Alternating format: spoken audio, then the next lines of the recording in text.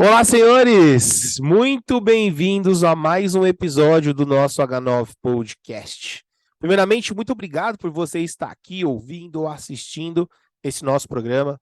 O nosso principal objetivo é trazer e extrair de cada convidado, participante aqui, toda a sua jornada, tudo que ele trilhou para construir toda a sua carreira profissional, trazendo para você o ponto de vista deles em relação ao que ele faz, se é um fisioterapeuta, se é um nutricionista, se é um preparador físico, que para que essas histórias possam te ajudar a construir também a sua carreira, as suas tomadas de decisões de uma maneira muito mais assertiva, de uma maneira muito mais consciente das ações no qual você está tomando naquele momento.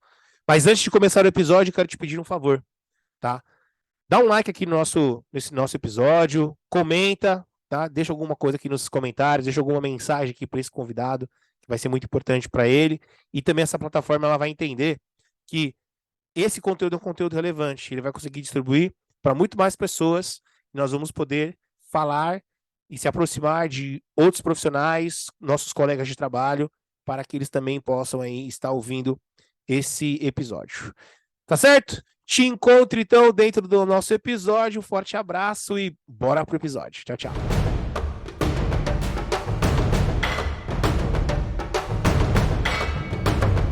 Fala, senhores do nosso H9 Podcast. Bom, estamos aqui num episódio extremamente especial, um dos episódios que particularmente para mim é um dos episódios mais esperados do ano. Até separei um terno aqui, mas tá calor.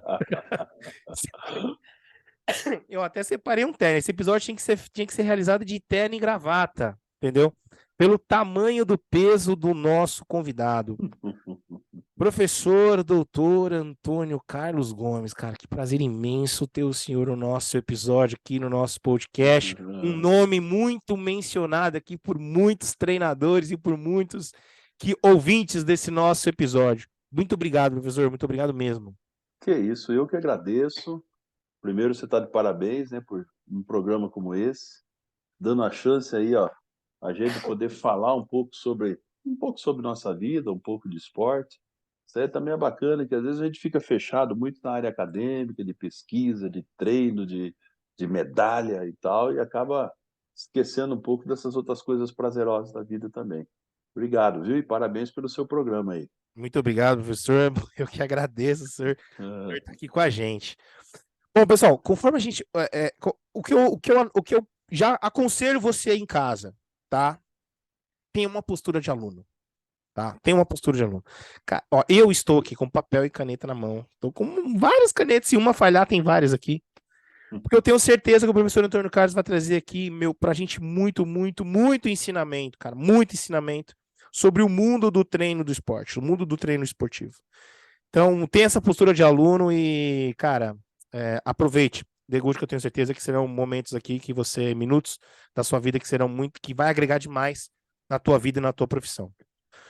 Professor Antônio Carlos Gomes, quando que o senhor e percebeu que era educação física? Que pergunta danada, hein, rapaz? Olha, você sabe que outro dia, rapaz, há 2, 3 dias atrás, conversando com um grupo de acadêmicos em São Paulo, e eu disse para os caras que era um dia muito importante na minha vida, um dia de muita felicidade. Eu estava completando 51 anos de esporte. Meu Deus.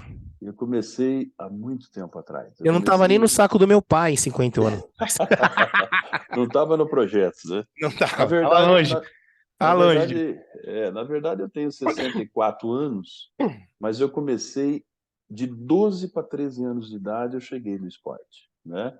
Antes disso era uma vida comum, eu sou originário de uma família muito simples, muito pobre, de periferia de cidade, aqui no interior do Paraná, né, na cidade de Londrina. Mas aos 12 anos de idade, eu fui descoberto por um professor de educação física, cara, andando na rua. Hoje eu tenho 1,96 m, naquela época eu já era comprido, já tinha 1,80 m e pouco, mesmo pequenininho. E o professor viu aquelas pernas compridas andando na rua, descalço, família pobre, sem camisa, aquele calção feito daquele pano de saco. E aí parou o carro, eu quis correr, achei que fosse a polícia, porque lá na vila só era a polícia. E aí era um professor, ele falou, não, calma aí, que você... Quem é você? Eu falei, sou eu. Ele falou, você não gosta de esporte? Eu falei, o que é isso? Ele Nossa. falou assim, ó, eu sou treinador de atletismo, eu já vou dizer o nome dele. Eu sou treinador de atletismo e vi que você tem as pernas compridas, você não gosta de correr? Eu lembro que eu falei para ele com essas palavras até hoje. Eu falei assim: correr não dá, correr é coisa para maluco, eu não sou maluco. Pô. Aí ele tinha dentro do carro dele dois molequinhos pequenininhos, menorzinho que eu. E ele falou assim: ó, tem dois molequinhos ali dentro do meu carro que estavam treinando, eu estou levando eles para casa. Aqueles moleques lá, eles são campeões sul-americanos de corrida. Então eu não entendia bem o que era sul-americano e tal, mas entendi que era um negócio grande. Aí eu ia para os molequinhos, achei pequenininhos, sabe? Aí ele falou assim: você acha que você ganha daqueles pequenininhos? Eu falei: lógico que eu ganho. Isso aí é porcaria, rapaz. Ele pegou e chamou um molequinho de dentro do carro, veio bem pequenininho, pertinho de mim, assim, mais ou menos da mesma idade, né? E aí ele falou assim: ó, vou fazer o seguinte, vocês têm um quarteirão aí para correr. Eu vou dar o sinal aqui, atenção, vai. Se você ganhar desse menino aí, eu vou dar um dinheiro de presente para você. Rapaz, quando ele falou, vai, que eu saí, o menino já estava lá na frente. Olha que coisa interessante, rapaz. Aquele negócio marcou minha vida, né? Que aquele momento foi o momento que virou minha vida e me trouxe hoje a falar com você. Eu poderia estar lá no bairro, poderia estar lá na favela até hoje.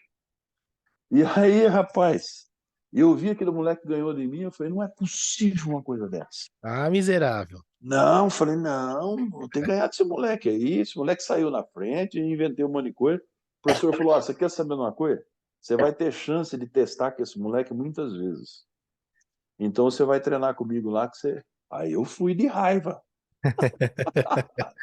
Vou matar esse pirralho. Pô, como é que pode um cara, né? E ali começou minha vida. Então, isso foi em 1972, mais precisamente em 1973, aproximadamente.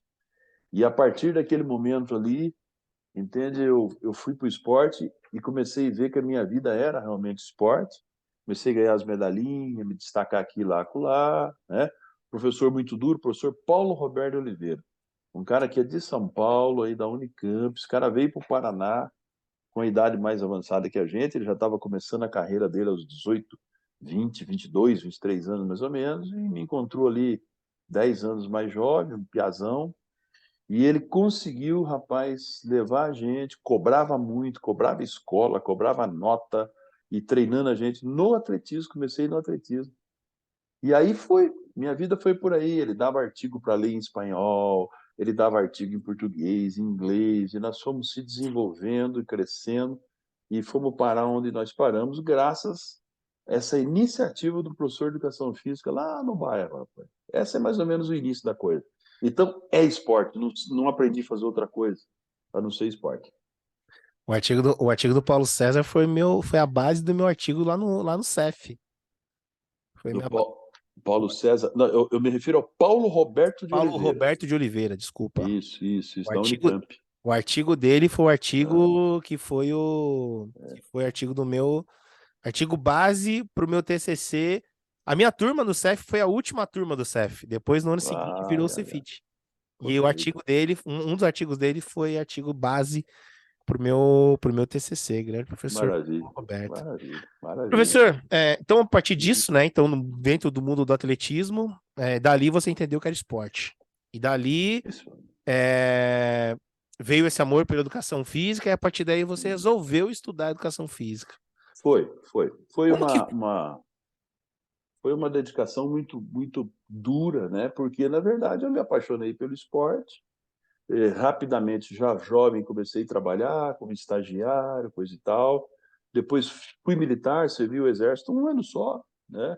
Mas continuei dentro do Exército, foi o BGP de Brasília, como atleta, competindo, ganhando medalha, coisa e tal. E quando eu saí do quartel, isso em 1978, né? Final de 78, então eu me dediquei 100% à vida acadêmica. Virei professor de faculdade, fiz minha graduação. No último ano da graduação, já estava dando aula na faculdade, né? Me deram chance, eu me apaixonei por isso, comecei a pesquisar, escrever, e essa foi praticamente uma vida toda. A diferença foi que eu sempre fiquei meio turno me dedicado à universidade e meio turno dedicado ao campo do treinamento esportivo.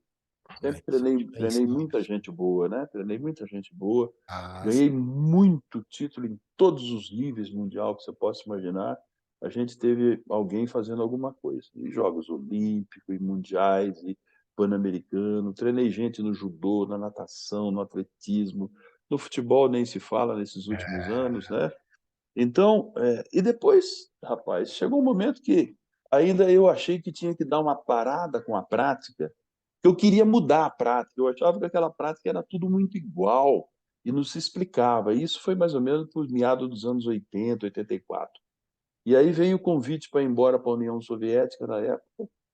Então eu embarquei para a União Soviética, fui fazer minha pós-graduação lá, mestrado, doutorado, pós-doutorado, essas coiseiras todas deles lá. E aí eu quis realmente saber profundamente como é que se trata o assunto do treino do biológico do ser humano para formar o campeão. E aí fiquei 12 anos na União Soviética, estudamos bastante, aproveitamos muito das experiências deles, aprendemos a cultura. E aí, 12 anos depois, eu descobri que eles não tinham nenhuma fórmula mágica e que era um complexo de fatores ligados ao ser humano que pode levar ele ao pódio, né? Então, a partir daí, voltamos para o Brasil em 1996, 97 aproximadamente, e aí começamos a trabalhar no Brasil nessa missão de transmitir o que a gente tinha aprendido, transmitir as experiências do esporte, e nisso nós estamos até hoje aí, fazendo atleta e essa coisa animal. toda aí. Professor, eu gostaria de fatiar um pouquinho esse Vamos lá. período, tá? Primeiramente, no período da faculdade, como que foi para você o período da faculdade? Vamos antes Rússia, digamos assim, né? Como que foi para você? Você conseguiu se dedicar 100%? Tinha que desdobrar o seu tempo com algum outro a fazer, trabalhar, enfim? Como é que foi esse período aí da graduação? A graduação, minha graduação, ela é aquela graduação de antigamente de 3 anos, né? Então, ela não durava tanto tempo como hoje dura, que é o ideal. Mas na época era 3 anos, à noite, período da noite.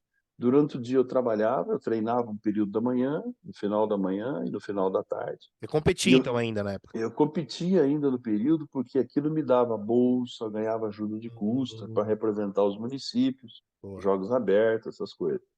E eu competi até por volta dos 28 anos. Então, durante a faculdade, eu competi ainda.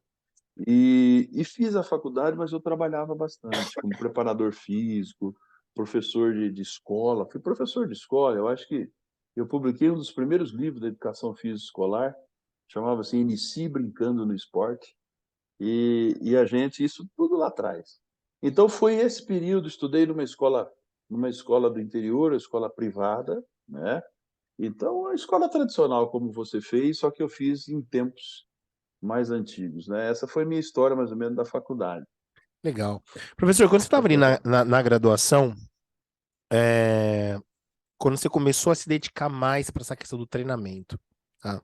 Começou a estudar mais, já começou. Você já tinha uma vida meio dividida, né? Atleta, preparador, já tinha uma vida meio dividida.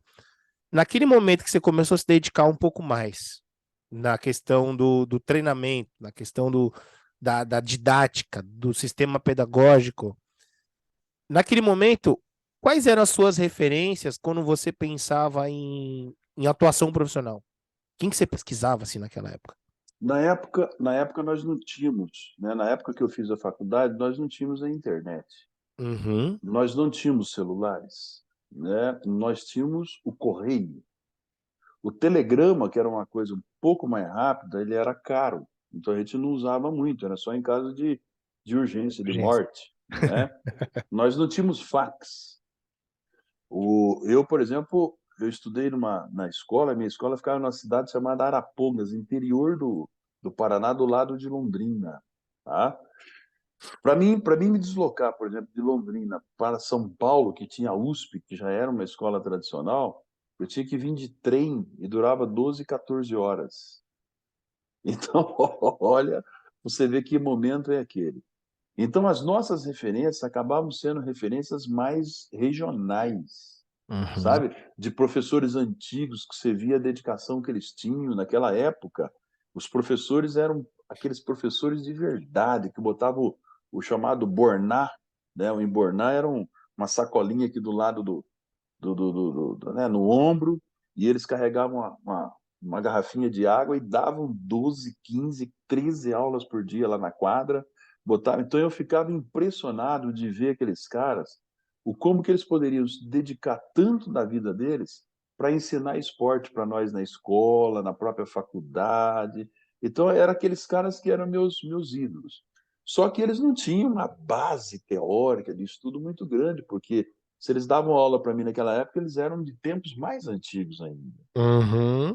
Então, o que aconteceu comigo? Que eu virei um questionador meu mesmo e de todo o processo da época. Aquela educação física mais credenciada. Um, dois, três, quatro. Quatro, três, dois, um. Então, casa, acerta, mocorongo, mocorongo, eu sou. Ah, Então, então pô, daí saiu o Mocorongo. né? Agora eu tô Então, entendendo algumas histórias da pós. Agora eu tô entendendo algumas histórias da pós. Foi daí que é, saiu o Mocorongo. tem coisa que Ô, não sai de Mocoronga! você. É. E aí, então, rapaz, com essa educação física de baston, sabe, que nós fazíamos aquelas coreografias em abertura de jogos, eu achava aquilo fabuloso. E na graduação, sempre você tem um cara ou outro que você marca. Então, eu tive um Uhum. professor chamado Clóvis, o nome dele, que ele parece que vive pelo estado do Mato Grosso hoje, já com a idade avançada. Pô, esse cara, ele pegava um bastão e mostrava 1000 exercícios com o bastão. Então eu ficava fascinado pelo aquilo, porque às vezes eu perguntava para ele, mas esse exercício serve para quê? Ele dizia assim, vamos menino, faça o exercício, você pergunta muito. Então eu fui ficando sem essas respostas, para que servia? Mas eu tinha um estoque muito grande de movimento, sabe? Então aquilo me chamou muita atenção. E logo na sequência, ainda eu contei a história, eu tinha por trás o professor Paulinho, Paulo que veio do interior aí de Itapira, né? E o Paulinho ensinava muito para nós. Então eu virei fã da educação física, do esporte, por essas pessoas, né, naquele momento.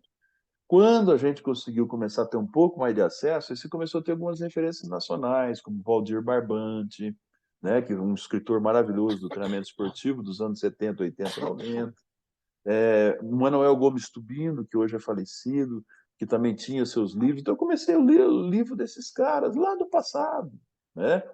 E aí comecei a me apaixonar por alguns autores que eles citavam, e quase todos eles citavam autores como Yuri Verkhoshansky, Lev Matveyev.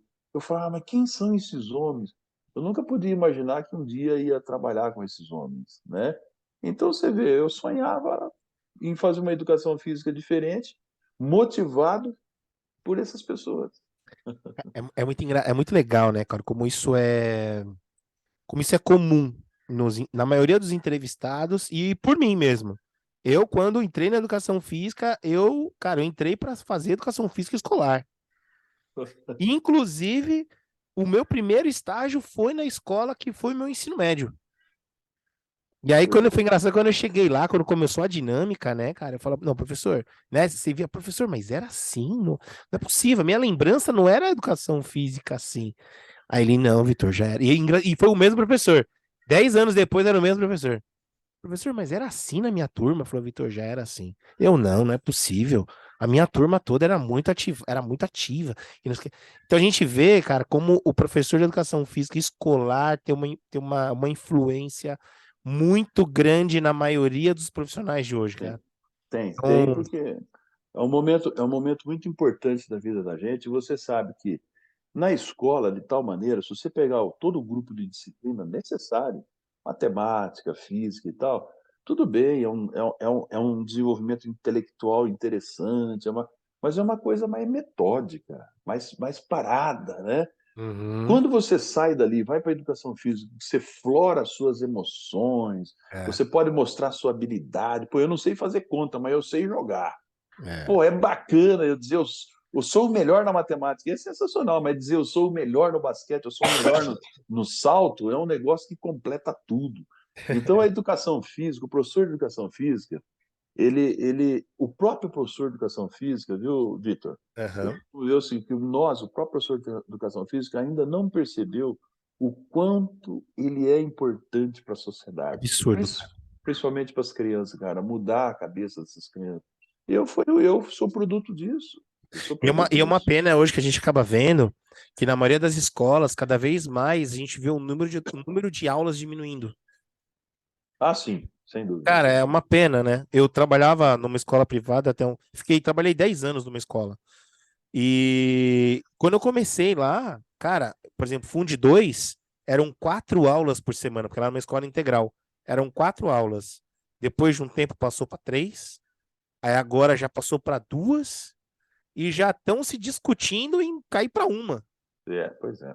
Você vê, tem um garoto lá que fica o dia inteiro, das 8 às 5 horas da tarde, tendo uma aula ou 2 por semana. Poxa Esse vida, cara muito. vai virar um maluco dentro da sala de aula.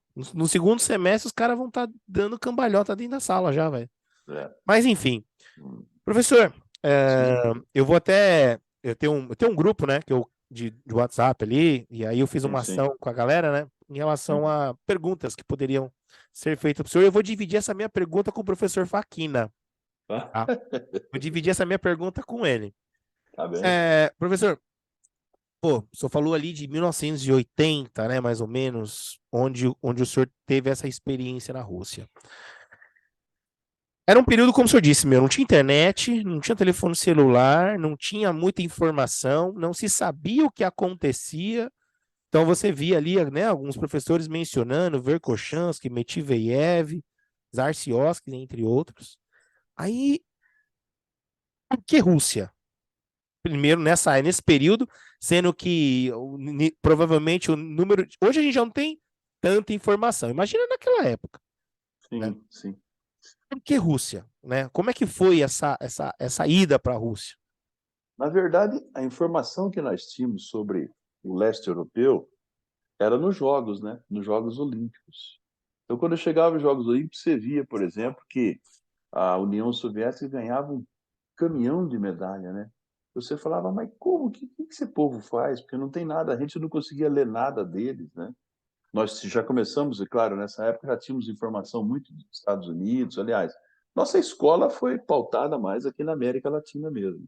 E a escola europeia a gente não sabia muita coisa, e menos ainda do leste europeu.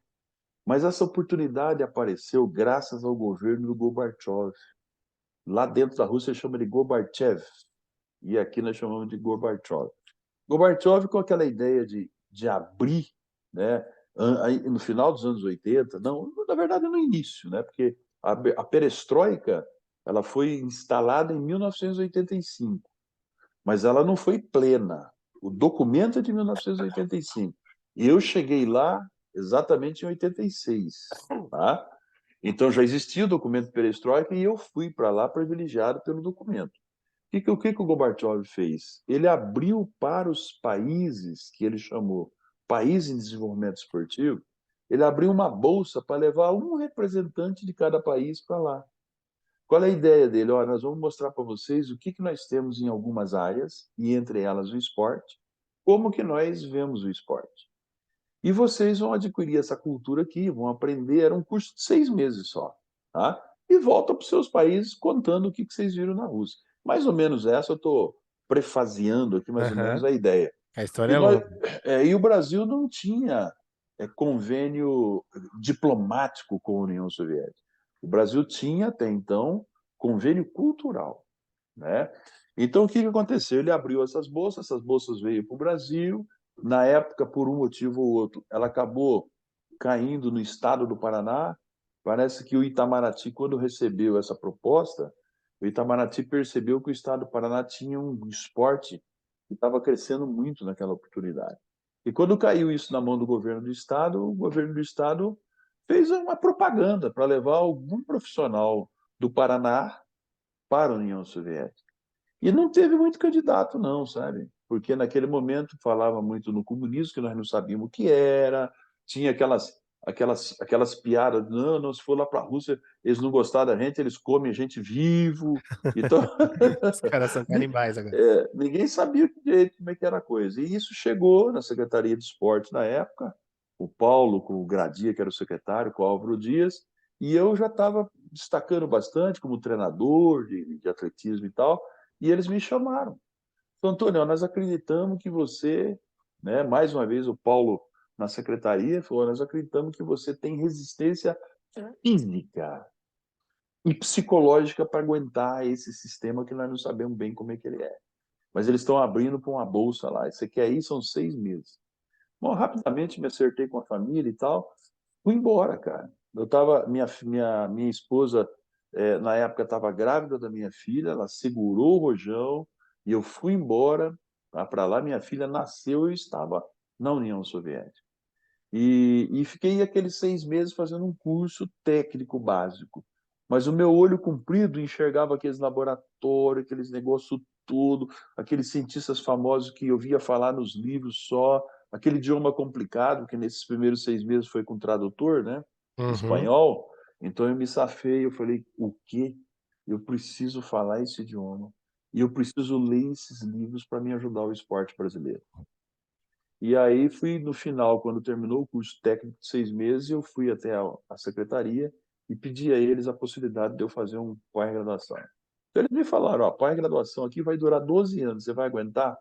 30 Boa. graus negativo, tomando sopa o tempo todo, de vez em quando sendo insultado aí na rua, tomando uns pés do vidro na rua, porque você é negro, e É, aqui, e imaginando. aqui tem problema.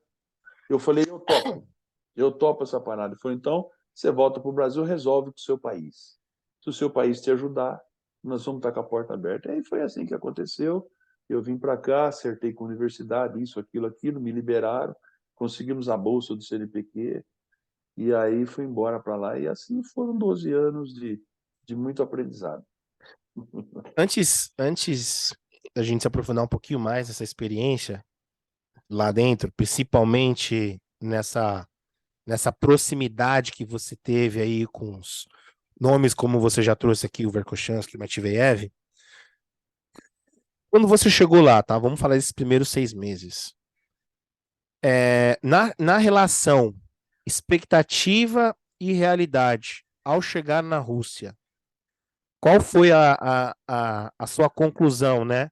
Dessa expectativa? Como você, o que você imaginou saindo daqui e o que você viu lá? Bacana. Supriu? Como é que foi isso? Não, isso aí que você está falando é uma coisa interessante, porque quando você não conhece, ou você viu falar, ou leu algo, você forma na sua mente fica uma formação de como pode ser. Uhum. E na verdade, quando eu cheguei lá, a coisa era bastante diferente do que eu tinha na minha mente. Primeiro, o cidadão russo, pessoal, depois que você faz o contato com ele, eles são pessoas extraordinárias. Confesso para você que os melhores amigos que eu tenho na minha vida hoje são russos. Então, o primeiro passo, você entender que é um povo bom, é um povo que está longe, que está distante, que tem umas ideologias fortíssimas, né? Mas é um povo que depois que você conhece é um povo bacana.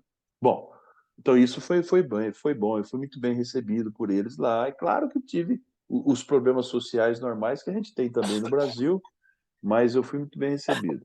Quando eu cheguei lá, evidentemente nós estamos falando de um país totalmente dirigido pelo sistema.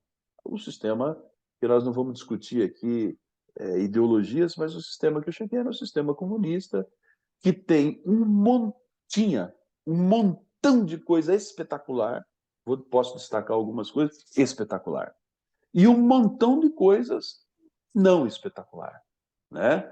Por quê? Porque eu, como fui de um país capitalista, democrático, evidentemente eu tinha como comparar e saber o que era melhor, né, do que aqui e o que era pior, né? Então, para mim foi uma experiência muito bacana. Mas voltando para nossa área, quando eu cheguei lá e comecei a ter contato com a área do esporte, da educação física e tal, rapaz, aquilo lá estava além do que eu imaginava, anos-luz na frente. Caraca. Anos-luz na frente, anos-luz na frente. Eles realmente têm o conceito bem definido. O Estado sabe o que é esporte, sabe o que fazer com o esporte e sabe como propagar o esporte numa sociedade e sabe cobrar e exigir também da sociedade. Quando você tem o que eles chamam de esporte, como sendo uma das principais ferramentas para melhorar a qualidade de saúde das pessoas, tá? Manter as pessoas espiritualmente melhor, manter a mente das pessoas mais ativas e usar isso como uma ferramenta preventiva de saúde numa sociedade, então eles estavam e estão em conceito anos-luz na nossa frente. Então isso aí foi, assim, para mim um choque muito grande, porque eu imaginava que eles tinham lá grandes centros de treinamento, que eles treinavam muita gente, eu tinha uma ideia sobre isso que também existe, mas o negócio é muito mais profundo do que treinar as pessoas, é ideologia. Esportes para eles é filosofia de vida. Então, a partir do momento que você tem o esporte como filosofia de vida, assim como algumas pessoas têm a religião como filosofia de vida ou outras práticas, esporte para eles é filosofia de vida. Então, o contexto que aborda esporte, ele está muito mais além do que estudar o método de treino. O método de treino é o pinguinho de água no mar. Você tá percebendo como é o negócio? A preocupação deles em oportunizar, levar as pessoas a fazer esporte, ela é um negócio assim fenomenal. Tanto que eles usam um termo lá que a gente não usa muito, Vitor, que é cultura física, né? Então eles têm isso na cultura deles, tá? Não é uma coisa que vai acontecendo e que você vê e se apaixona, não. Isso está na cultura. O cara, antes de nascer, já escutou falar um monte sobre o que é cultura física, o que é esporte, etc, etc, tal. Quer dizer, então essa é a diferença de um país que conseguiu formar cientistas de nível mundial extraordinário. Nossa. Professor, Mas, sim, aproveitando, né, nesse ponto que você trouxe agora, essa questão dos cientistas nível mundial, durante esses 12 anos, né, quando a gente acaba vendo aqui, né, tipo, livros como do Verkhoshansky, Metiveev, entre outros, assim, como foi essa convivência, né, sua com, com eles, sabe? Tipo, sendo estagiário deles ali, que eu sei que você foi, né, que você trabalhava com eles, convivia com eles, tinha uma convivência até além do mundo acadêmico, né, um pouco na vida pessoal. Como que foi isso, né? Como que isso, de certa forma, transformou ali, formou sim. tanto pensando na questão profissional, como que eu também, sem dúvida nenhuma, é impossível não relacionar com a vida pessoal também. É, na verdade é o seguinte, os primeiros contatos, para mim, foi muito duro. Para eles, tudo normal, tudo suave, tudo tranquilo. Mas para mim, com a cultura que a gente vivia, no sistema que a gente vivia, foi tudo muito duro. Por quê? Eu sou um latino-americano, assim como você é, como nossa família é. O latino-americano, ele é emoção pura. O latino-americano, ele é afeto. O latino-americano, ele é chorão, dengoso. Né? Nós tomamos 2 copinhos de cerveja, estamos dizendo que amamos todo mundo e tal. Então, essa característica nossa não tem nada de errado, não é inferior nem superior a nenhuma outra característica, mas ela nos faz muito sensível, muito diferente. E quando eu cheguei no início, eles são muito formal, objetivo, direto. Eles não misturam nada com esse negócio de sentimento, de emoção. Eles são razão 100% na área profissional. Para eles é diferente. A razão gera emoção.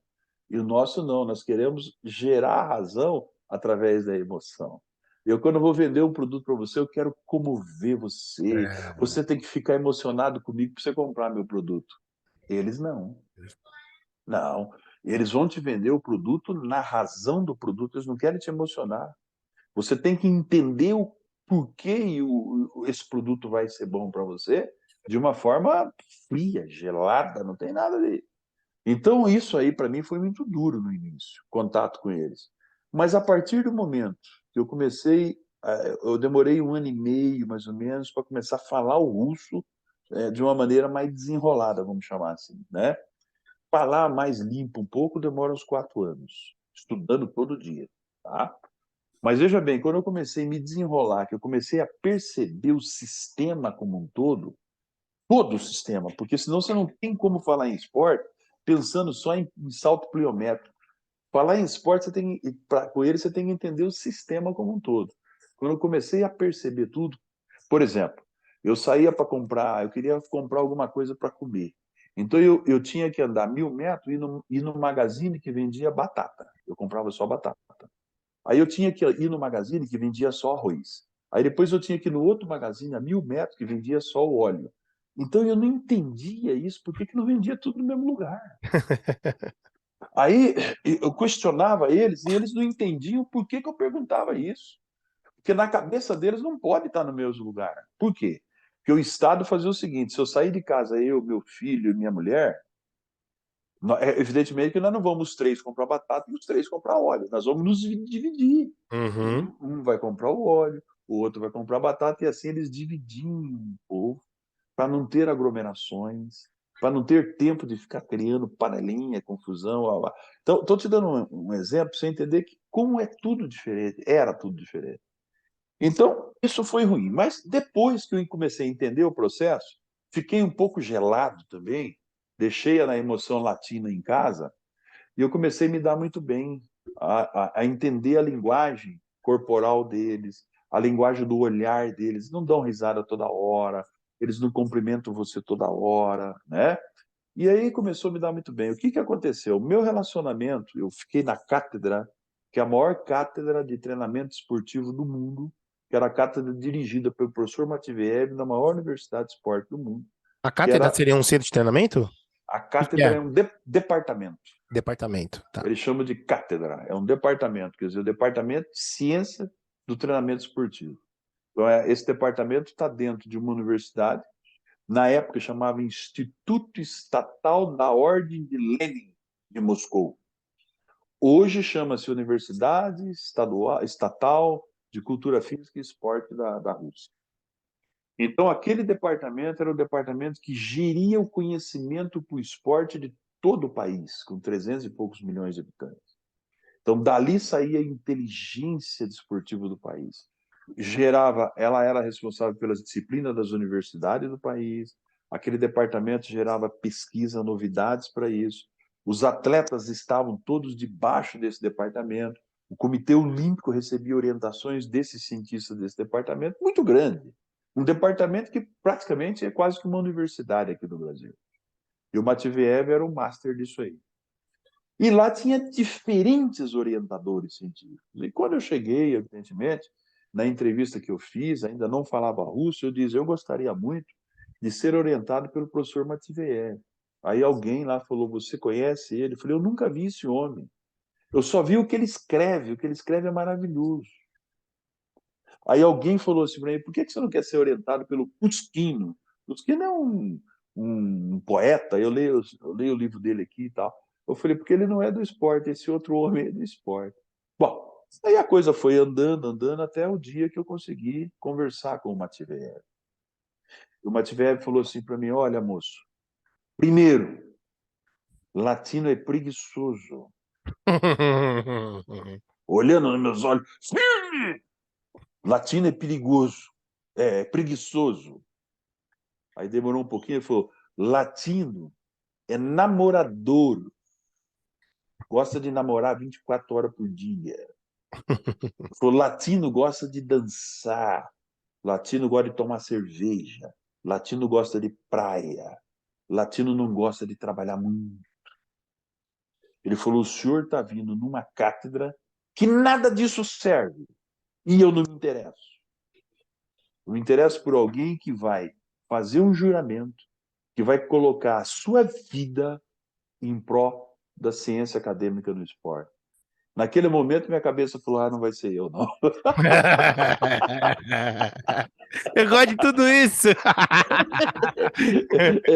Eu O pensei, cara me descreveu todinho. o meu cérebro falava para mim, eu amo praia, eu amo tudo, esse homem está aí por fora.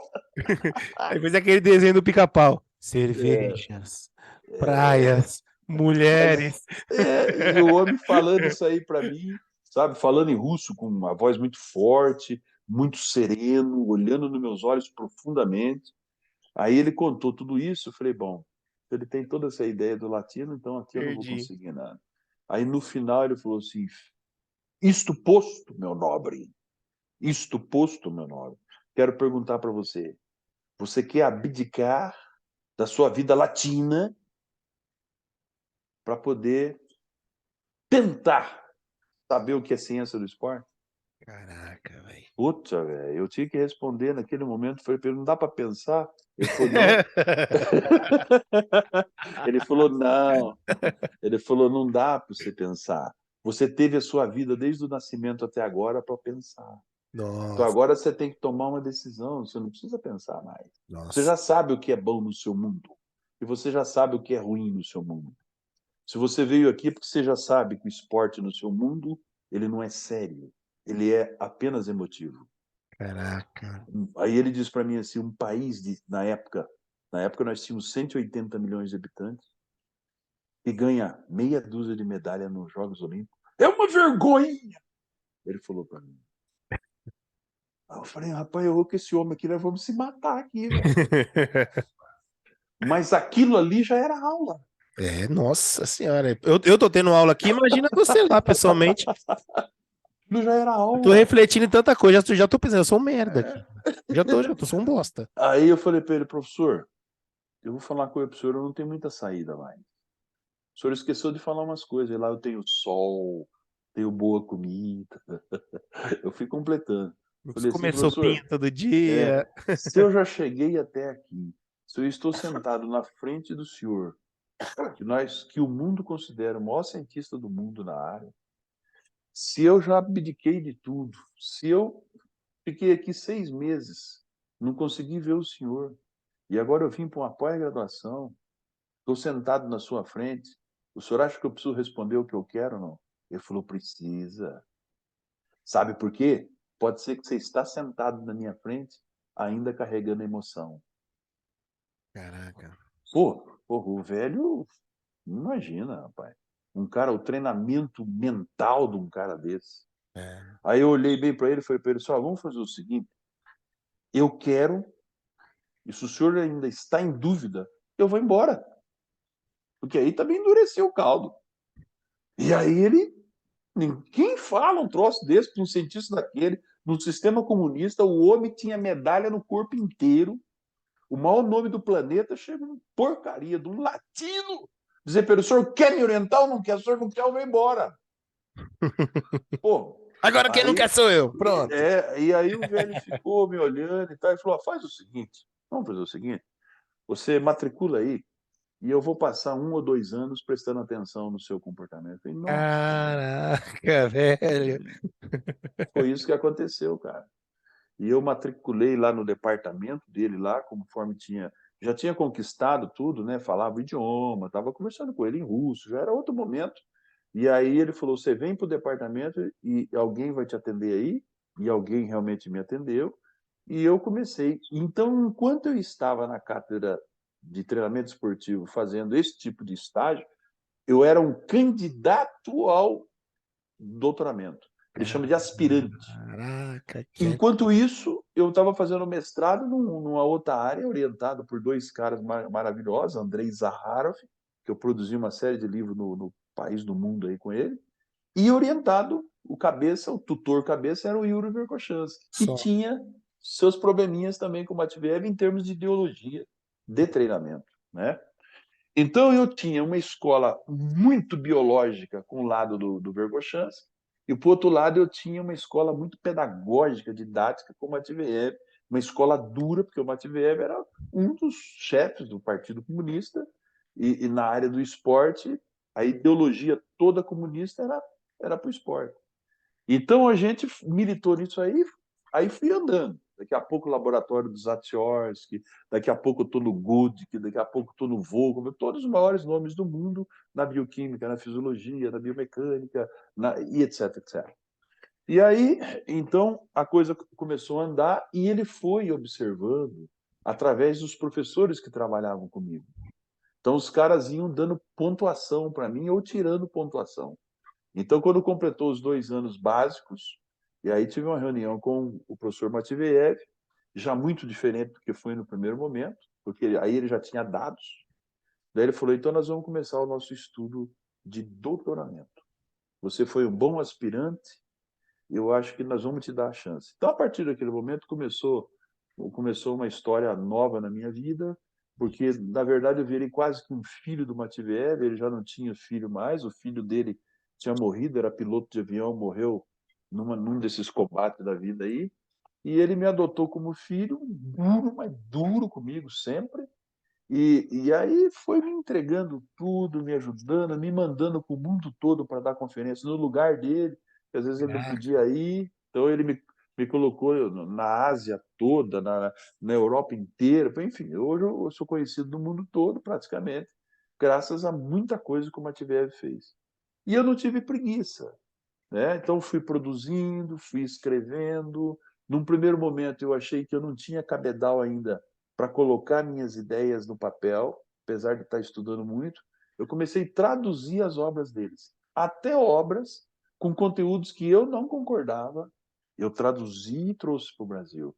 O Brasil precisava, naquele momento, ter um confronto literário, porque a nossa literatura toda era americana, um pouco espanhola, portuguesa, francesa. Quando eu comecei a trazer a literatura do leste europeu de esporte para o Brasil, claro que começou a ter um confronto interessante, porque tinham caminhos diferentes, né? E essa mistura depois foi muito interessante, porque ela veio convergir com muito resultado, né? Quando a gente voltou para cá, botamos a mão aí no esporte brasileiro, e nós fizemos muito resultado no futebol, no esporte individual e tudo, todas essas modalidades. Então, o Matviev foi para mim, né, depois da descoberta do Paulo Roberto de Oliveira aqui, foi o cara que deu o peso, o sustento. Mas olha, se aprendi muito relacionado à adaptação de célula muscular, a mitocôndria, aprendi. Mas eu aprendi muito mais na filosofia da coisa, né? Como é que Filosofia. você, né? Eu queria entender o que era A lógica dos ciência, fundamentos, né? Não a sobre. lógica da coisa, é. Tanto é, se você pegar, rapaz, eu posso até mostrar aqui, se você ver meu diploma de ciência catedrática no final, é um diplominha pequenininho assim, um diploma vermelho, tá? Pequenininho, você vai ver que está escrito na primeira linha, eu sou PhD em filosofia. Caraca. Aí embaixo, área de concentração, treinamento esportivo. Subárea de concentração, teoria e metodologia do treinamento esportivo e esporte de alto rendimento.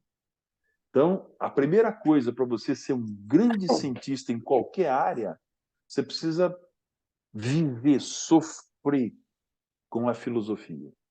Se você não tiver um olho na filosofia, na antropologia, você não consegue questionar você próprio. É. Você se torna uma verdade para você mesmo e aí não tem ciência mais. A ciência só passa a existir quando eu duvido do meu próprio experimento científico. Então eu crio janelas para continuar pesquisando até a morte. Senão eu, com 30 anos de profissão, já tenho que parar, porque as convicções que eu tenho comigo mesmo, elas são fechadas. Caraca, velho. Olha, É isso. nossa, É isso, meu querido, é isso. nossa. Professor, se você me vir aqui de cabeça baixa, eu tô anotando, tá? Postura de O que é aluno aqui, isso? professor, sempre, Que é isso? tá? Que é isso? Muito bem, senhores, eu gostaria agora de te apresentar a H9 Education Academy. Na H9 Education Academy, o que você vai encontrar lá, tá? São conteúdos sistematizados, onde eu trago toda a minha experiência, mais de 10 anos de profissional na área, atuando ali com atletas comuns, pessoas comuns, atletas de alto rendimento, atletas amadores, aonde lá eu sistematizo toda uma linha de conteúdo, toda uma linha de estudos, onde é totalmente temático. Então, ali você vai encontrar como se fosse uma Netflix. Tem a programa de preparação física voltado para esporte de combate, tem a parte de como sistematizar o seu conteúdo, preparação atlética ali, pensando em jovens, entre vários outros conteúdos, além também de conteúdos de outras áreas que são os nossos pares. Então lá vai ter conteúdo de nutrição, conteúdo de fisioterapia, para que você possa entender todas essas áreas também que está totalmente correlacionada com a nossa atuação. Além de entrevistas com atletas, atleta UFC, atleta seleção brasileira de karatê, entre outras modalidades esportivas, com qual objetivo? Que você entenda como funciona a cabeça de um atleta, como que ele se prepara no dia a dia, como que é o mindset dele. Então ali vai ter todo um conteúdo sistematizado. E o melhor de tudo, muito, muito, muito barato. Menos de R$ 1 por dia você vai estar pagando para poder estar consumindo todo esse conteúdo de maneira sistematizada. Ou seja, né, mais barato que uma paçoca. Se você quiser saber mais, na descrição aqui desse episódio, tem lá o acesso, você pode consumir lá, 7 dias gratuitos, você pode observar, ver, curtir, não curtir, tá lá, consome, é feito com muito carinho, muita dedicação para vocês. Beleza? Bora lá, bora pro episódio. Tô pra gente lá no CF e tal. E eu sei que você deu aula em escola por muito tempo. Lá, né? Você tinha que dar aula em escola, fazia parte, né, do seu do seu estágio, entre aspas, assim, né? Do seu currículo acadêmico lá, você tinha que dar aula em escola. E aí, novamente, eu vou dividir essa pergunta aqui com um amigo meu, o professor Leandro Tavares, que também trabalha na minha escola aqui. Professor, como que você, tá, associa tanto essa experiência que você teve nas escolas, tanto lá na Rússia, como aqui no Brasil, e o alto rendimento? Você enxerga associação nesses trabalhos? Sim, não? Qual que é a sua visão sobre isso? Muito, Porque muita muito gente bacana. acha, porque muita gente acha que educação física escolar não dá para periodizar, não é treinamento, né? Muitos acham que não é, né? Como que você vê isso? Claro que você está levantando um tema Polêmico. sensacional, né? Ele é polêmico por falta de conhecimento, porque a hora que você tem o conhecimento filosófico da coisa, não tem polêmica nenhuma. Sim, É muito simples de entender. sim. Né? Nós complicamos eles porque nós não temos um olho conceitual filosófico na coisa. Tá? Nós, latinos, de uma forma geral, vamos falar do Brasil, quando nós olhamos para a formação educacional, nós estamos de olho na grade curricular. Quando você olha na grade curricular, em disciplinas, em vez de olhar no conceito do que você quer formar, fica polêmico, porque não leva a nada. Você vai defender a sua disciplina, eu vou defender a minha, vira um monte, pequenas ideologias e não chega a nada. Quando você tem um conceito bem definido de Estado para o desenvolvimento humano, fica fácil. Então, veja bem, qual é a diferença nisso tudo? Tá? A diferença não está no tipo de trabalho, na aula que você dá, nada disso aí. É nisso que eu estou dizendo para você. Filosófica a coisa, é conceitual. É isso que a gente quer. A hora que eu entender que a disciplina chamada educação física, olha, eu vou romper nesse momento com essa palavra escolar, educação física escolar. Eu odeio esse termo. Porque por que nós falamos de educação física escolar? Existe educação física em outro lugar? Não! Não tem educação física no açougue, não tem educação física na igreja. E a disciplina diz educação física. Ela só tem um lugar. Ela é na escola. Ou escola primária, infantil, ou na universidade. A disciplina chama-se educação física. Eu dizer que educação física é escolar é um absurdo. Bom, ponto. Fora da escola, eu não tenho a disciplina de educação física. É a mesma coisa de eu falar assim, história. Eu posso estudar história na escola e fora da escola. Fora da escola, eu vou procurar estudar a história que eu quero. É. A história do continente meu, do outro. A mesma coisa é a educação física. A educação física é na escola. Ela me dá a base geral de tudo. Fora de lá, eu vou procurar alguma coisa dessa chamada educação física, que é um esporte de competição, por exemplo. Vou procurar o basquete, o handebol lá nos clubes. Então aí, nós não estamos falando mais do conteúdo da educação física, nós estamos falando agora do conteúdo do esporte, do treino, que é outra coisa.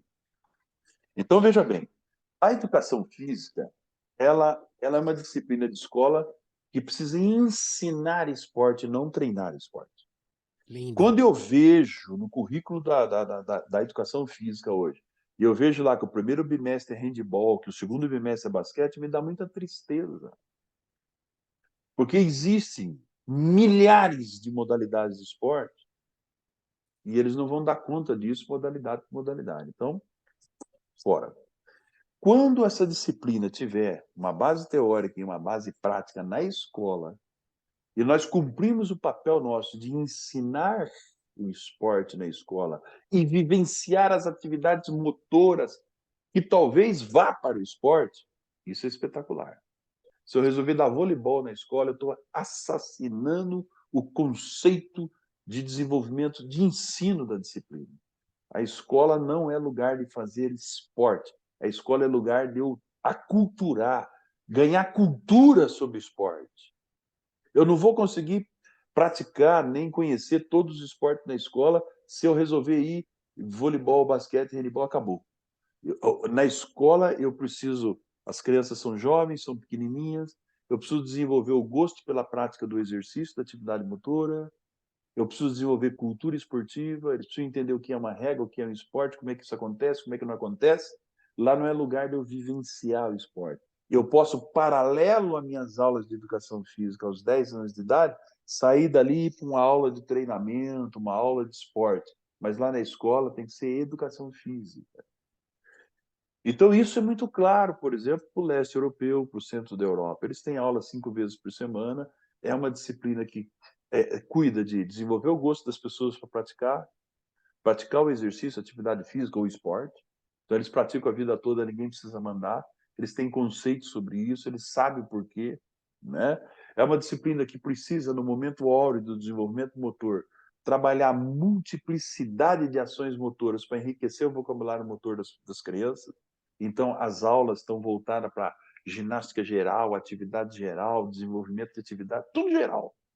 Todos os elementos de todos os esportes, incluindo dança, xadrez, tudo tem que estar na mesa para ser aplicada para essas crianças.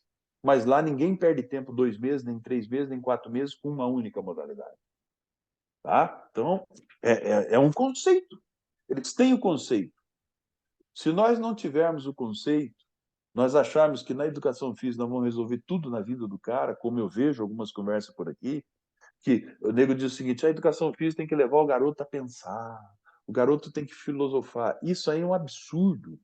Essa maneira de pensar está levando nós para o topo no mundo de obesidade infantil, porque ninguém faz mais educação física, ninguém sabe mais a estatura média das crianças na escola, ninguém sabe mais qual é a capacidade das crianças captar oxigênio, você não sabe na escola se a criança sabe saltar com uma perna ou com as duas, a coordenação motora, nós não temos mais indicadores nenhum, nós não temos banco de dados para saber quais são as crianças de 8, 9, 10 anos né, nas escolas, ou seja, nós não temos nada. Aquele projeto Brasil morreu? Esse projeto nem. Há muito tempo, acho que está falando de seleção, de teste, não sei o quê. É, tinha um. Há muitos anos, não tem mais nada. Né? As aulas de Pena, educação né? física lá, é uma pena. Aos 5 anos, 6, 7 anos de idade, as crianças têm aula com regente de classe, não é professor de educação física. Né? Quer dizer, então, nós estudamos o desenvolvimento motor, a psicomotricidade, e aí nós não damos aula para as crianças para colocar em pauta o que nós estudamos. Quer dizer, então, é um problema de concepção. Essa é a diferença do que eles têm lá e do que nós temos aqui. Nossa. Tá? Incrível. Incrível, incrível, incrível. Sensacional. É, professor, bom, vou até. Já me levou para uma outra linha aqui já. Professor, partindo agora. Puta, vou abordar esse tema ainda em relação a ainda a postura profissional, tá? Como que você enxerga e vê, tá? Todos esses anos de experiência que você teve lá, e não só lá, mundo, agora quando a gente fala do treinamento, né, saindo aí do treino mesmo, saindo do âmbito escolar, como que você enxerga, tá? Quando a gente vem agora para o Brasil, né, com tudo veio para cá, agora você já começa a desenvolver todo um trabalho, tal. Como que você enxerga na atuação do profissional hoje aqui no Brasil, quando a gente busca esses conceitos, essa filosofia do que é o treino no esporte, do que é a metodologia do treinamento no esporte? Como que você enxerga hoje a interpretação, tá, e a aplicação desses conceitos hoje dos nossos profissionais, dos profissionais brasileiros, quando você, com toda essa bagagem, com toda essa filosofia que você adquiriu e aprendeu, e esteve em loco do que é a filosofia do treinamento lá no leste europeu, Rússia e tudo mais, você acha que há um disparate na interpretação, há um disparate na aplicação? Como é que você vê isso? Eu vejo isso de uma maneira, assim, para mim, eu já entendi isso de uma maneira muito simples e não sofro. Eu não sofro porque é uma questão cultural nossa. A autoespecialização, veja bem o que eu vou dizer para você. Quando um profissional procura a autoespecialização, isso tem seu mérito. Por exemplo, eu vou estudar a biomecânica do tênis. E acabou. Então eu vou me aprofundar naquilo, eu vou ser um conhecedor profundo sobre a biomecânica do tênis. Como é que deve ser o tênis, o que, que ele vai amortizar, qual é a sobrecarga, o cara com 90 quilos tem que correr com o tênis A, o cara com 60 com o tênis B. Eu me aprofundo. Vou mudar um pouquinho. Se eu me torno um grande conhecedor de adaptação mitocondrial no calor, eu vou saber.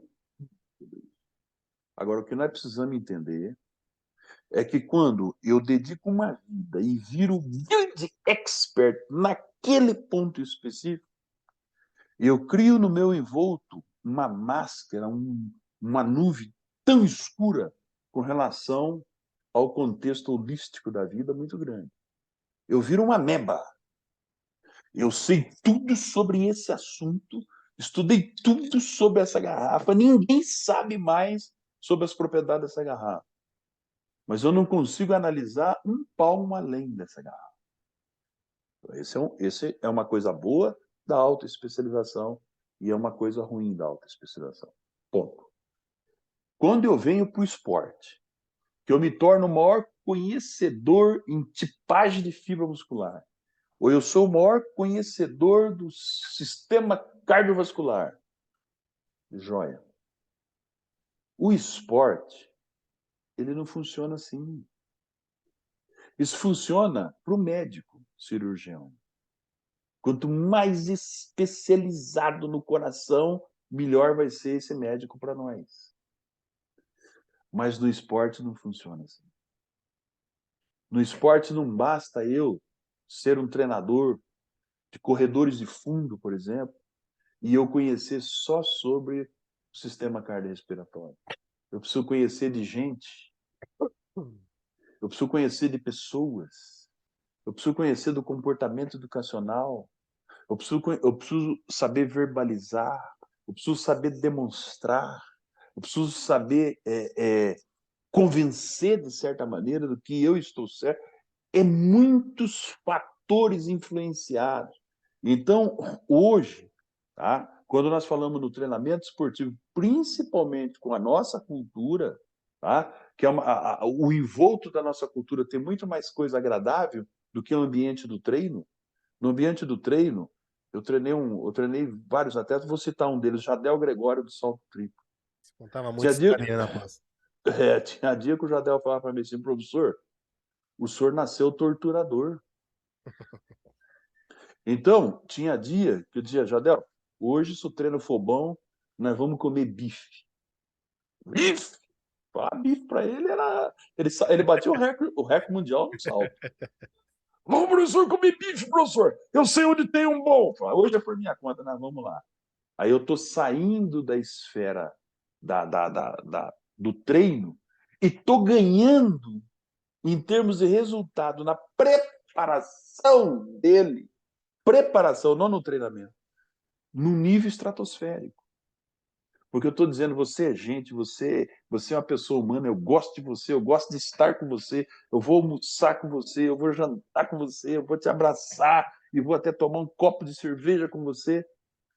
Não tem nada no treino que pode levar o cara a uma performance humana melhor do que esse tipo de coisa. Então, o que eu quero dizer para você? Me estendi um pouquinho, para dizer para você Nada. o seguinte: Tá lindo. eu preciso ser um bom especialista, mas eu preciso ter o olho no contexto geral no esporte. Porque se eu só tiver o olho na técnica da bola, eu vou ter problema.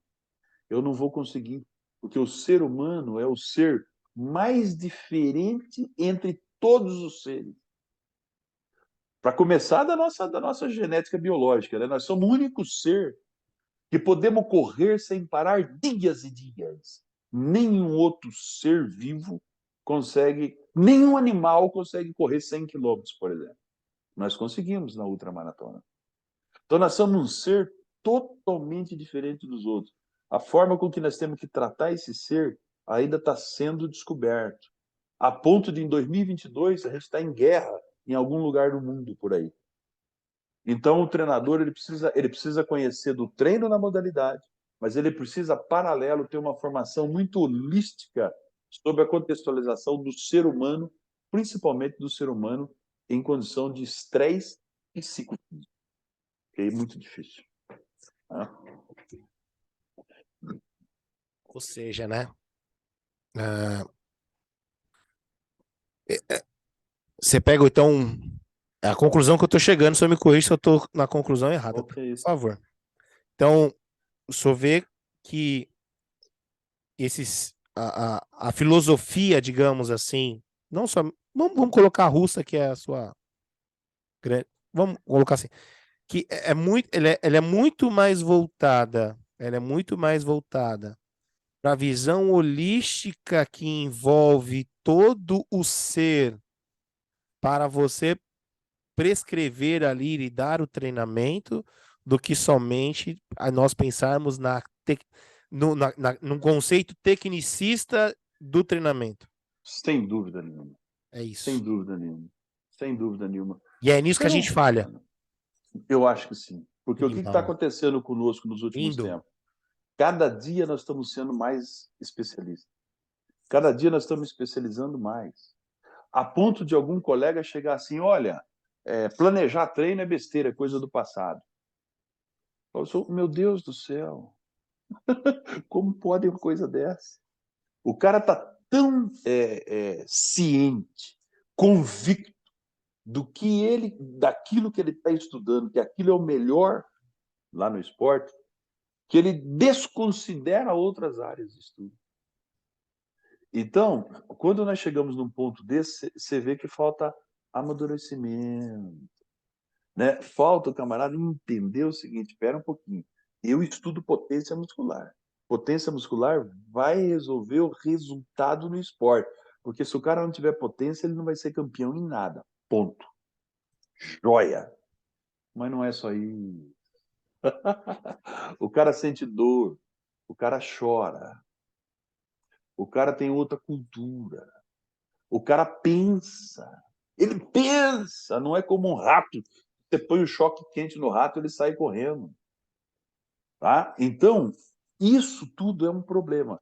Eu não estou dizendo que nós não temos que ser um especialista. Não tem jeito de eu ter um grande treinador mundial igual o Bernardinho no voleibol e o Bernardinho resolver ser treinador de basquete e ser campeão do mundo também. Isso não. Mas o Bernardinho, para ser campeão do mundo de voleibol, ele não aprendeu só a ensinar os caras a bater na bola e nem defender a bola. Ele tem mais coisa aí. Ele sabe como envolver, ele sabe como desafiar, ele deve saber o momento de dar o elogio, de dar o beijo no cara, ele sabe a hora de dar a porrada, ele sabe que hora que ele senta na mesa para se divertir, ele sabe que hora, ele sabe tudo. Tem muito mais do que isso. Então, para nós, a autoespecialização, ela tornou um destaque científico pelas publicações internacionais, né? Mas verdadeiramente você não conseguiu formar treinadores com nova visão. Tanto é que no principal esporte desse país nesse momento nós estamos importando os treinadores do exterior. É simples assim. O que ele sabe mais do que técnica do que nós? Não sabe. Ele sabe outras coisas que nós não sabemos. Então nós precisamos repensar a formação do treinador. Provavelmente o jeito de falar com o departamento técnico é uma coisa, o jeito de falar com o atleta é outra, o jeito de falar com o jornalista é uma coisa, o jeito de falar com o torcedor é outra coisa, o jeito, enfim. O cara que é Exato. mais dengoso é uma coisa, o cara que é mais vívido é outra coisa. Sensacional. Sensacional. Por aí. Nossa, virou várias chavinhas aqui. Foi bem Foi. legal. Professor, Hum. é, cara, esse seu livro aqui foi um dos primeiros que eu comprei. Deu dois, Bacana. né? Esse aqui eu tive a sorte de se autografar para mim, se autografar lá na pós. Esse aqui não está autografado ainda, mas em breve. Em breve. Vou dividir mais uma pergunta aqui com uma amiga minha, que é uma aluna minha, a Jéssica Fonseca. E é interessante Sim. que nesse livro aqui você traz sobre os fatores que nós devemos encarar no treinamento como regras e princípios.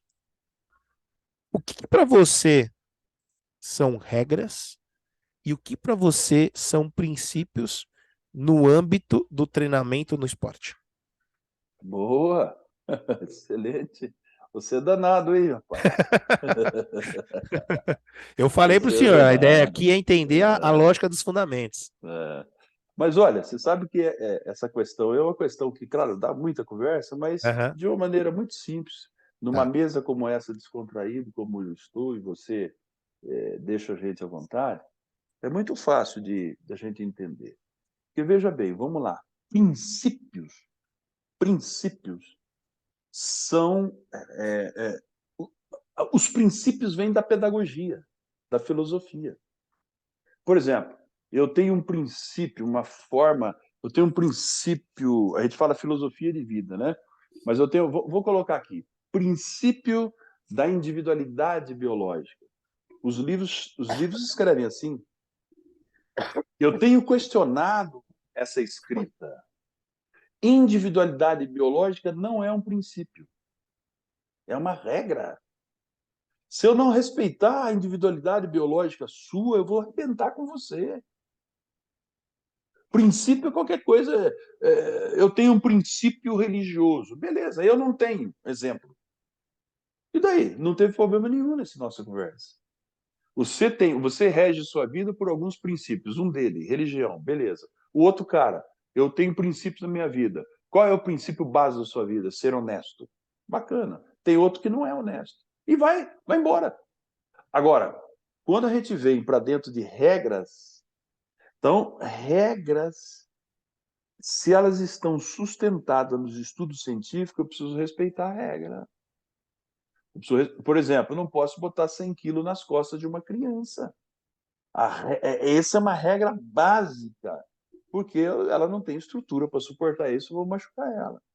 Então, a regra é o que normatiza ou não um princípio. Então, veja bem, se eu coloquei lá princípio da individualidade biológica, ele tem suas regras. Ele tem suas regras, princípio. Tá? Por exemplo, olha, as pessoas têm fibras musculares diferentes. Beleza, um tem mais fibra rápida, tem mais fibra lenta, outro tem mais fibra intermediária, blá, blá, blá, blá, blá, blá. Então, eu comecei a entender dentro do princípio da individualidade biológica que tem algumas regras que eu vou ter que respeitar. Quem tem maior predomínio em VO2 máximo não vai ser velocista nunca, não adianta eu ficar se matando em treinar velocidade com ele. Pronto. Então, regras, elas são mais biológicas e comportamentais.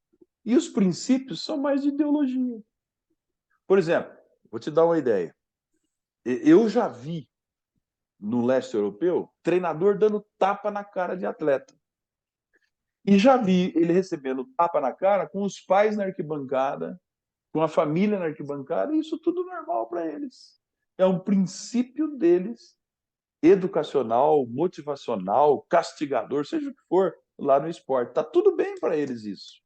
Você imagina você como professor, você enfiar a mão na cara do menino desse que você dá aula. Cadeia. Então, É um princípio que para nós não serve, mas lá na Ucrânia serve. É um princípio relacionado a costumes culturais, vai se estabelecendo os princípios. Agora, quando você estabelece regra, você saiu de princípio, virou lei. Lei da individualidade biológica e não princípio da individualidade biológica.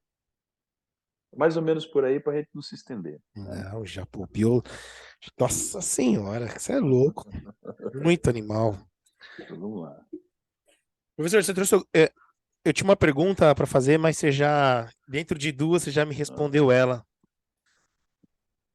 Vamos colocar vamos dentro do âmbito do treino, tá? O camarada tá saindo agora da faculdade, né? Como a maioria ainda tem muito mais perguntas do que respostas, né? O cara tá ali, meu, e agora? Me formei, o que eu vou fazer? Muitos não têm ainda convicção com o que vai fazer, o que vai fazer pós-faculdade, né? Não sabem se vai trabalhar com esporte, se vai ser trabalhar com esporte adaptado, se vai trabalhar com escola, se vai trabalhar com idoso, em grupos especiais, enfim. Mas vamos supor que esse nosso aluno fictício aqui, ele decidiu que ele vai trabalhar com esporte, tá? Decidiu, não, vou trabalhar com esporte. E aí o cara vai buscar ali, né, ferramentas, né, a sua especialização no treinamento do esporte. O que você aconselha, dá como diretrizes que seria importante? Cara, se você quer trabalhar com esporte, você precisa entender isso. O que seria isso? O que ele precisa entender para que ele possa começar a realmente trabalhar com esporte? Legal, muito bacana, muito bacana. Olha, eu acho que aí, respondendo diretamente, é um tripé, viu? E o cara não pode abrir mão. Primeira coisa, ele precisa entender um pouquinho dessa parte psicossocial, que é o comportamento humano. Como as pessoas reagem, principalmente à atividade física, ao esforço físico, esporte. Quais são esses fatores emocionais envolvidos, por que acontece isso e tal. Então, ele precisa contextualizar um pouquinho a psicologia e o aspecto social, cultural da coisa. Então, psicossocial. Precisa ler sobre isso aí, precisa entender um pouquinho de sociedade, precisa entender um pouquinho do comportamento da sociedade. Ponto. O outro fator, ele vai ser um treinador, precisa entender de movimento, né? Então, precisa estudar biomecânica, neuromecânica, né? Preciso estudar o movimento, então preciso estudar a biomecânica. Aí entra todos os fatores da biomecânica aí dentro, tá? Aí entra todos os fatores do conhecimento do corpo humano, a anatomia, cinesiologia. Estou levando tudo para o lado do movimento, isso aí da Uhum, biomecânica. Bom, se eu conheço um pouco de como as pessoas reagem, os fatores emocionais das pessoas, principalmente do latino, né? Se eu conheço do movimento humano, de como as pessoas se movimentam, como eu credenciar o movimento anatômico, muscular e etc. Tal, eu preciso conhecer um pouquinho do outro lado, que é como funciona o corpo humano, que é a fisiologia. Então, se eu sei, voltando, é um tripé que eu estou fazendo aqui. Há outras coisas eu preciso. As outras coisas que eu preciso, elas estarão ligadas a esse tripé que eu estou montando aqui agora. Em cima eu coloco lá o aspecto psicossocial, do outro lado o movimento, com tudo que está ligado ao movimento, e do outro lado o funcionamento do corpo, coração, pulmão, etc, etc, etc e tal, está tudo aqui. Se eu entendo isso aí, eu só preciso pegar esse tripé e que é uma coroa, e colocar em cima da modalidade que eu quero trabalhar. lindo.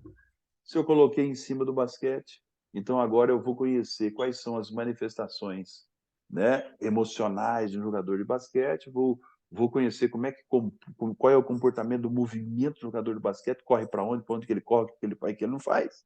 E vou conhecer quais são as respostas fisiológicas que ocorrem aí. Dentro disso, eu vou buscar todos os métodos para me poder apurar o sistema de treinamento. É mais ou menos por aí. Que lindo. Nossa senhora, É muito. por aí. Meu, e isso essa fala, por incrível que pareça, rompe tantas barreiras ainda. Essa fala, esse seu ponto de vista e seu olhar quando a gente fala sobre treinamento, Sim. porque as pessoas ainda são muito tecnicistas, enfim, meu. Enfim, é muito. Tem gente que acha que atleta, o esportista, a maioria das vezes é robô, porque ele viu que o método XYZ causa melhor eficiência e é aquilo e não observa todo o contexto, né, cara? Isso é maravilhoso, essa sua fala. Parece que não, mas rompe muitas barreiras ainda. Bacana. Professor, então, esse cara já entendeu, ele já começou a trabalhar com esporte, começou a trabalhar ali na sua cidade, nas suas equipes regional, né? Já nos jogos regionais, nos jogos abertos, no time da cidade. E aí esse cara tem a oportunidade agora de trabalhar com alto rendimento. Quais são os pilares que o senhor acredita que são fundamentais e o treinador, o preparador, precisa ter quando a gente fala sobre alto rendimento? O que Eu esse cara... sempre, eu sempre costumo dizer aos meus colegas o seguinte: onde é que está o alto rendimento? A partir de que momento que nós vamos chamar de alto rendimento? Esse é um ponto importante, Sensacional. tá? Porque trabalho com alto rendimento, o que seria isso aí? Sabe que quem trabalha com alto rendimento é só quem é medalhista olímpico? O alto rendimento no esporte é uma construção. Construir um atleta no esporte não se constrói num ano, se constrói durante muitos anos. Então, o que é um trabalho de alto rendimento? Provavelmente a gente não consiga entender o que é isso na etimologia da palavra alto rendimento. Eu posso trabalhar com crianças de 13 anos e estar fazendo um trabalho de altíssimo nível. Olha só, mudei a palavra, altíssimo nível. E esse altíssimo nível de trabalho aqui pode provocar com que esse atleta que eu estou trabalhando aos 12 anos, 13 anos de idade, chegue no que nós chamamos de alto rendimento. O alto rendimento não está quando ele chega lá. Ele chegou aos 18, 20 anos de idade, não foi lá. Lá é o resultado que ele fez. Então, o alto rendimento é uma escala muito grande. Você prepara um atleta até no máximo 16, 18 anos. Depois você não consegue mudar mais isso. Depois é o aperfeiçoamento, aperfeiçoamento, aperfeiçoamento, e ele vai melhorando a performance dele porque eu estou auto-aperfeiçoando tudo que eu fiz aqui atrás. Então, o chamado alto rendimento lá vai depender desses 10, 8, 10 anos anteriores. Então, é duro você falar realmente no alto rendimento. Mas para quem trabalha com esses atletas que estão na elite selecionados, que estão em seleções de estado, que estão o que precisa ter um treinador desse? Essa é a grande questão. O que precisa saber? Qual é a formação que precisa ter um treinador que trabalha com atleta que está na seleção brasileira, atleta que disputa campeonato do mundo, campeonato, né, olímpico? O que precisa saber um treinador desse? Você pode ter certeza do seguinte, que um treinador desse que trabalha nesse nível, tá? Ele está muito preocupado em motivar esse cara para competir. Então, esse é um fator importante. Ele precisa ser um psicólogo nato. Outra coisa, quando chega lá no alto rendimento, a ideia de treinador tem que cair por terra. A ideia no alto rendimento é a ideia de equipe multidisciplinar. Um treinador, por melhor formação que ele tenha, ele precisa ter esse conhecimento holístico que nós já falamos, mas ele não consegue dominar com profundidade todas as áreas. Para fazer a ciência funcionar no alto rendimento, só tem um jeito: equipe multidisciplinar. O médico tem que fazer a parte dele com altíssimo nível, o psicólogo tem que fazer a parte dele no altíssimo nível, o treinador faz a parte do treino no altíssimo nível, e o fisiologista faz a parte dele no altíssimo nível, e assim sucessivamente, estatístico, enfermeiro, e assim vai. O que acontece? Com as diversas áreas trabalhando em altíssimo nível, o treinador faz a gestão das áreas. Uma hora entra mais uma, sai, outra hora entra mais outra, sai, outra hora entra mais uma, sai. Ele vai fazendo a gestão no entorno do componente técnico-tático. Ele vai ter resultado. Então, o que precisa ter um treinador de alto nível?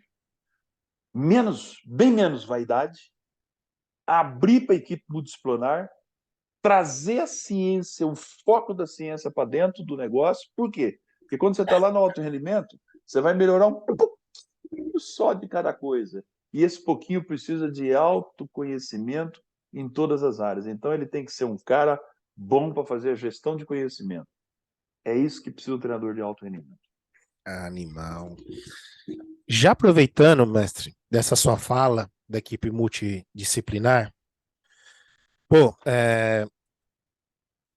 pelo, pelo que eu dei uma pesquisada nesse âmbito todo, acredito que você foi um dos primeiros a trazer esse conceito de departamento científico dentro do esporte.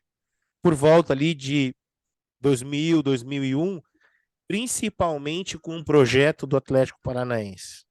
Que assim que é o que eu me lembro, o pouco que eu vi assim foi realmente assim, acho que principalmente no mundo do futebol, foi algo realmente assim bem disruptível, né? E que no entanto, o Atlético Paranaense colheu frutos maravilhosos dentro daquele período ali de 2000 a 2006 ali, o Atlético Paranaense teve uma ascensão no futebol nacional assim de maneira e logo depois você veio com o Corinthians fazendo a mesma coisa, enfim.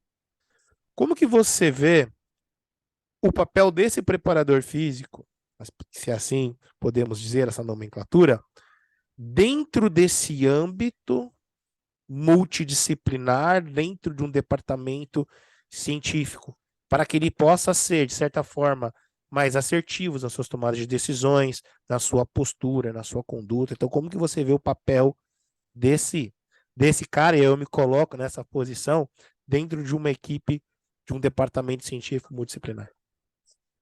Quando nós falamos do preparador físico, olha, vamos separar duas coisas importantes aqui.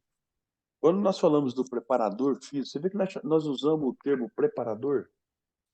Uhum. Engraçado, por que, que o cara da área técnica nós não chamamos de preparador técnico, chamamos de treinador?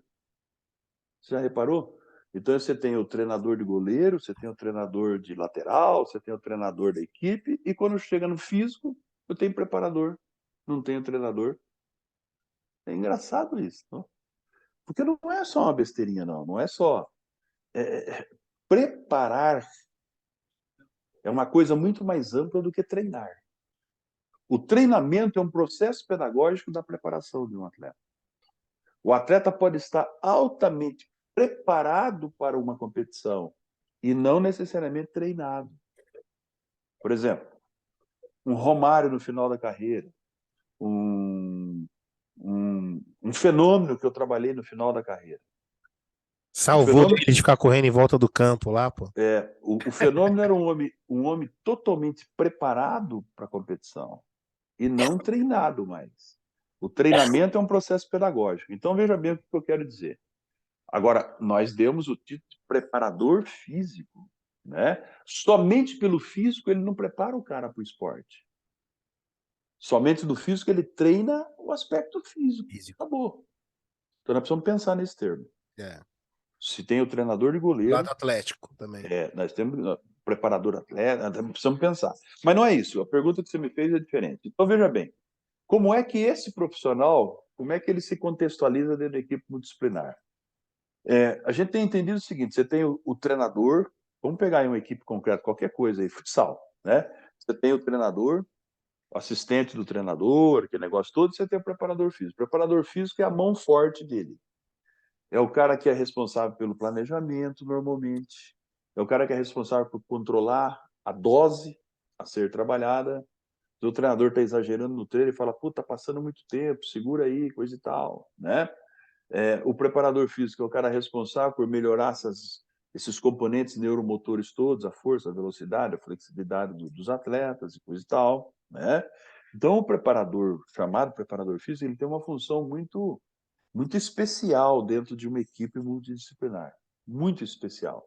Ele pode ajudar a melhorar muito o atleta, mas ele pode também prejudicar o atleta, lesionar o atleta e tal. Então, a exemplo do treinador, que é um cara que consegue contextualizar, deve contextualizar com a equipe multidisciplinar, o preparador físico mais ainda. Porque o preparador físico vai precisar muito aí que tenha um bom fisioterapeuta do lado dele, que tenha um bom massoterapeuta do lado dele, né? Que tenha um bom médico do lado dele, bioquímico, coletando sangue, dizendo para ele: olha, aqui tem alguns marcadores de lesão ou não. Então, o preparador físico ele é o grande estrategista da equipe. É ele que solicita, né, por exemplo, ao fisiologista, é ele que sugere, por exemplo, ao bioquímico, né? É ele que motiva o jogador para ir fazer gelo, para ir fazer massagem. Então, ele tem uma função muito estratégica. Isso não quer dizer que a função dele é melhor ou pior do que a do psicólogo, mas a função dele é uma função estratégica porque ele mexe no corpo das pessoas de maneira diferente do que todos. O treinador mexe com o corpo deles? Mexe, mas tem uma limitação, é mais adaptável. As cargas não são tão significativas. O preparador físico, quando particulariza um treino de força ou um treino de velocidade, ele leva o atleta muito próximo do seu máximo potencial daquela coisa. Então, ele é o cara que realmente mexe nas estruturas biológicas de verdade. Então, ele tem uma importância significativa dentro desse processo e uma responsabilidade peculiar, que precisa de suporte. Então, eu vejo que o preparador físico ele precisa ter um espírito de liderança, ele precisa estar aberto para aceitar as ajudas das outras áreas, ele precisa estar ligado ao modernismo. Não dá para a neurociência já estar passando do tempo lá na Europa e agora que nós começamos a falar em neurociência no esporte aqui no Brasil. Não dá. Então, o preparador físico é o cara que tem que trazer a novidade para o treinador em termos de treinamento. Ele pode não ensinar técnica para o cara, né? Mas o resto ele pode ensinar tudo. Quer dizer, então o preparador físico é o mentor da parte mais doída do sistema de preparação do atleta, que é essa parte física da coisa, né? Então é um cara que eu vejo que ele tem que ter uma boa liderança, tem que ter um bom relacionamento, e ele é o braço direito do treinador para a equipe de suporte toda, que são as outras áreas de atuação. Muito bom. E aproveitando essa sua fala, né, de, pô, não dá a Europa toda já tá falando de neurociência, trabalho neural, da preparação física, e aqui tá chegando agora, por exemplo, né? Aproveitando essa sua fala. Dentro de toda essa sua experiência, de tudo que você já rodou, mundo, tudo mais, o que que você enxerga que é uma tendência ou já é uma realidade no mundo do treino do esporte e que os treinadores e os preparadores aqui, vamos colocar já a terminologia do treinador físico aqui, preparador físico aqui, que ele tá ou ele não pode negligenciar, ou ele já está negligenciando nesse âmbito. Na verdade, o que você tem aí, rapaz, é uma situação muito interessante, né? Porque quando você fala na função do preparador físico, a primeira coisa que me vem na cabeça é o seguinte: nós usamos dois termos, né? O preparador físico e usamos o termo de fisiologista, né? É engraçado isso aí, você É. confunde muito, né? Porque Uhum. eu vou dizer uma coisa para você, antes de entrar a fundo no que você falou, vou dizer uma coisa para você: aquela pessoa que fica lá dentro do laboratório, guarda-pó branco, que faz a medida do VO2, que tira o sangue dele para medir o lactato, aquela pessoa que está lá medindo a força dele lá dentro do laboratório, para mim não é o fisiologista. Aquele lá é o avaliador. Aquele cara é o avaliador físico. É o que faz as medidas, é o avaliador. O fisiologista é quem mexe com a fisiologia do atleta. O fisiologista é quem tira a frequência cardíaca do estado de repouso e põe a 200 batimentos. O fisiologista é aquele que produz calor na fibra muscular do cara. É aquele que deforma a fibra muscular do cara. O fisiologista é o preparador físico. Esse é o fisiologista. Aquele outro que está ali do lado, que a gente não quis chamar ele de auxiliar de preparação física, aquele que está do lado é um cara do controle, é um cara da avaliação, é um cara que te ajuda a fazer os ajustes de carga e tal, tal, tal. Ele é um outro preparador físico, mas com um viés de controle, de avaliar, de analisar. Não é um preparador físico com viés do método, da metodologia para treinar. Ele é um preparador físico mais voltado para esse lado. Então, o tal do fisiologista, quando eu digo isso, por exemplo, nos cursos que eu dou na Espanha, eles não entendem o que é isso. O que é fisiologista? Tem biomecanista, né? Então eles falam, que fisiologista? O que é isso aí? Eu digo, é o cara que está lá controlando a frequência cardíaca, que tira sangue, que mede o pH na urina do cara. Ah, o avaliador. Eles falam, o senhor está falando do avaliador, o cara que faz avaliação. É verdade. Mas no Brasil, e virou fisiologista porque é um status, inclusive, de contrato financeiro, Exatamente. né? É, Bom, fica bonito então, falar, né? isso não está muito claro até onde vem o fisiologista e de onde começa o preparador físico e de onde termina. Não está muito claro entre nós. Nós fomos criando funções e fomos deixando assim. Aí tem o bioquímico no meio. Então vai onde esse bioquímico? Esse bioquímico tem força para dizer agora eu vou tirar sangue. Ou esse bioquímico tem que passar pelo fisiologista, tem que perguntar para o preparador, que tem que perguntar para o treinador. Quem que é o chefe disso? Então veja bem, voltando lá no início ainda, que você me perguntou, a ciência do esporte, não basta eu ter só uma equipe multidisciplinar. Eu preciso ter um coordenador de ciência do esporte que faz a união, unicidade, faz a inter-relação entre a equipe multidisciplinar. Senão, o que vai acontecer? Cada um da equipe multidisciplinar trabalha, blá, blá, blá, mas não converge em resultado. E não tem convergido em resultado. Nos últimos anos, nós crescemos muito em equipe multidisciplinar no esporte brasileiro, um absurdo, e não mudou o resultado esportivo. Piorou em algumas modalidades. Alguma coisa está errado nisso. Tá mais para departamentos do que para equipe multidisciplinar ou até transdisciplinar, né? Exatamente. Então, o coordenador científico, que foi o que nós propusemos lá no ano de 2000, esse coordenador científico é a pessoa responsável para criar esse interrelacionamento, esse intra-relacionamento entre essas áreas. Tá? Porque senão cada área atua, faz o seu melhor, mas não converge em resultado, porque essas áreas estão fazendo o seu melhor da área, não está fazendo o seu melhor para o esporte. Então precisa entender, tramar um método de como vai trabalhar a equipe multidisciplinar. Senão não tem como, só estamos crescendo a equipe multidisciplinar cada vez mais, e você vê que muita gente faz a mesma coisa com nome diferente. O médico mede estatura, o fisiologista mede estatura e percentual de gordura. O fisioterapeuta mede estatura e percentual de gordura. A nutricionista mede estatura e percentual de gordura. O preparador físico mede estatura. Então, o jogador do clube ele tem estaturas diferentes, percentual de gordura diferente, cada um usa um protocolo, cada um tem. É uma bagunça. Uhum. Então, eu tenho fenomenais pessoas nas diferentes áreas da equipe multidisciplinar, mas essas pessoas não conseguem fazer render, não tem desempenho no esporte as suas funções, porque não tem um método de como trabalhar em equipe multidisciplinar. Trabalhar em equipe multidisciplinar não é trabalhos isolados.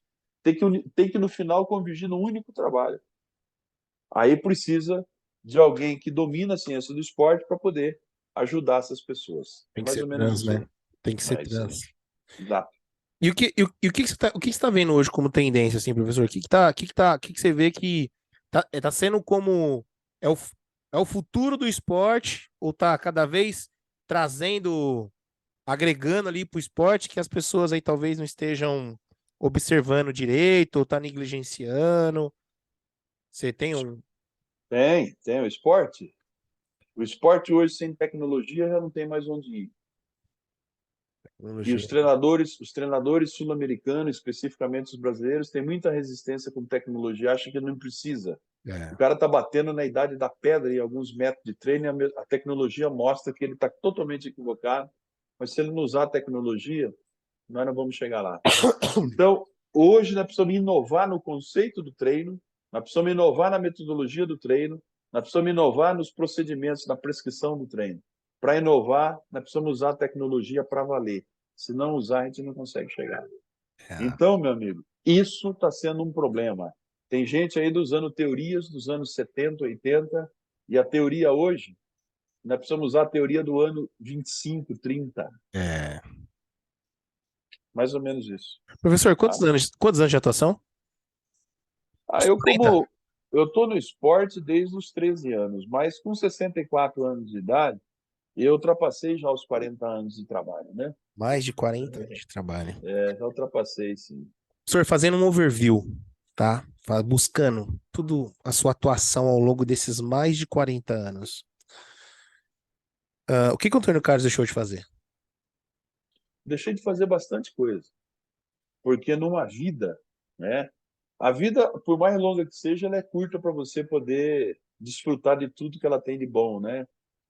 E então, muita coisa ficou sem fazer. Obviamente que quando você se concentra mais numa área, outras áreas às vezes ficam a desejar, né? Eu acho que lá na infância e adolescência eu poderia ter aproveitado mais se não tivesse começado tão cedo no esporte. Aproveitado que eu digo a nossa cultura, Uhum. né? A dança, enfim, o convívio com a família, com os parentes, com os amigos, né? Você teve que abrir mão muitas vezes disso aí para poder se concentrar naquilo que a gente achava que era importante na época, que era o esporte. Então ficou bastante coisinha para trás. E Se você, pen... pergun- Se você perguntar se eu me arrependo disso, Vitor, não me arrependo, não. Mas se Ah, você perguntar agora, sabendo de tudo isso, se tivesse que viver tudo de novo, eu iria equilibrar um pouco mais. legal. E Tá? pensando na sua atuação profissional, tem alguma coisa assim que você antes fazia, ou uma abordagem, alguma coisa assim, e hoje você, tipo, deixou de fazer porque você acredita que, como você falou, né, a gente está pensando às vezes em 1970 e nós já temos que pensar em 1925, em 2025. Pensando Se você nesse âmbito profissional, você vê alguma coisa assim? Se você está falando dentro do treino propriamente dito, né, posso responder dentro do treino propriamente dito, hoje eu primo mais pela qualidade do movimento e não pela quantidade e volume do que nós fazemos nos anos 70, 80 e 90. Hoje eu treino um fundista, por exemplo, com um volume muito menor e num ritmo, numa potência muscular muito maior. Então eu primo mais pela qualidade. Isso é uma mudança conceitual no âmbito do treinamento esportivo. Tá? Outra mudança é a tranquilidade com que hoje eu consigo abordar um atleta no campo do treinamento, muito diferente quando era mais jovem, eu acabava abordando de uma forma muito mais autoritária, né? Por quê? Insegurança. Então, Hum, quanto mais conhecimento você tem, mais tranquilo você fica, né? Então, isso é um processo natural. Então, são coisas assim que vai mudando ao longo da legal. vida, no conceito do treino, no conceito da abordagem do treino e no próprio comportamento. Por exemplo, eu passei muitos anos, muitas noites estudando, acordado.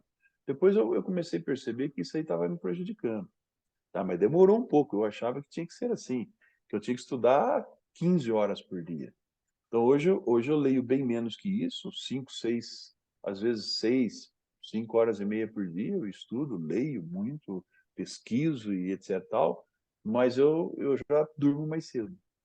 Aí Boa. no outro dia eu tô com mais vontade. Então as coisinhas bobas que vai mudando, né? Boa, verdade. E o que que o Antônio Carlos passou a fazer de um tempo para cá? Você não fazia, mas agora você passou a fazer, dentro do âmbito esportivo ainda. Dentro do âmbito esportivo, É. falando de treino, você quer que eu De fale de treino, treino, é. né? Você não fazia e passou a fazer. Primeiro, um raciocínio interessante é o seguinte, com o amadurecimento dentro da área científica, da área acadêmica, nós pegamos uma curva que vinha para um lado Hum? e estamos levando essa curva um pouquinho para o outro lado. Por exemplo, raciocinar o treino desportivo sempre pela força muscular. Mudar um pouco a cultura que nós tínhamos dos anos 70 do Cooper, do professor Kennedy, né, do Cooper, da ideia de que tudo é resistência, tudo é resistência, tudo é resistência. Então, hoje, a gente sabe que não tem como ser campeão da maratona se não for rápido. Quem vai vencer a maratona não é quem tem o maior VO2 máximo. Vai vencer a maratona quem corre mais rápido.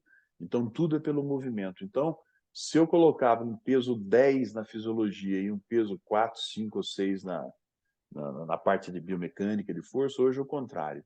Hoje eu coloco um peso 10 na parte de força, do movimento, da biomecânica, e coloco um peso mais leve na fisiologia. Mais ou menos por aí. Isso é uma mudança muito estratégica, tá? E esse aprendizado, evidentemente, que o leste europeu ajudou bastante nisso. A Legal. entender que esporte é movimento, esporte é força. Se você não tiver força, tiver diarreia, você vai sofrer. Se você tiver força no abdômen, vai ser mais fácil para você. Boa. Mais ou menos por aí. Teve alguma coisa que o Antônio Carlos voltou a fazer? De repente você tinha abandonado alguma abordagem, alguma coisa assim, e hoje você voltou a fazer aquilo que você percebeu que.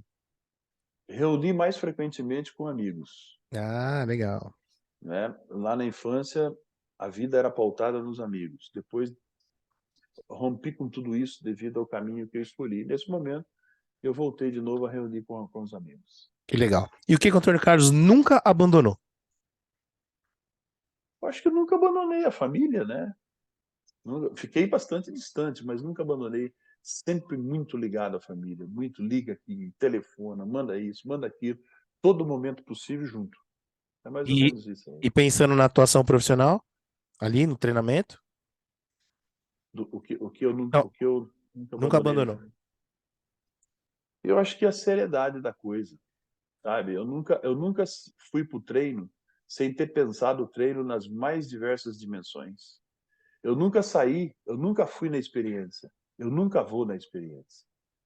Eu vou sempre pautado com estudo, com pesquisa, com respostas, porque eu trabalho com o corpo humano das pessoas. E isso pode ser uma tragédia.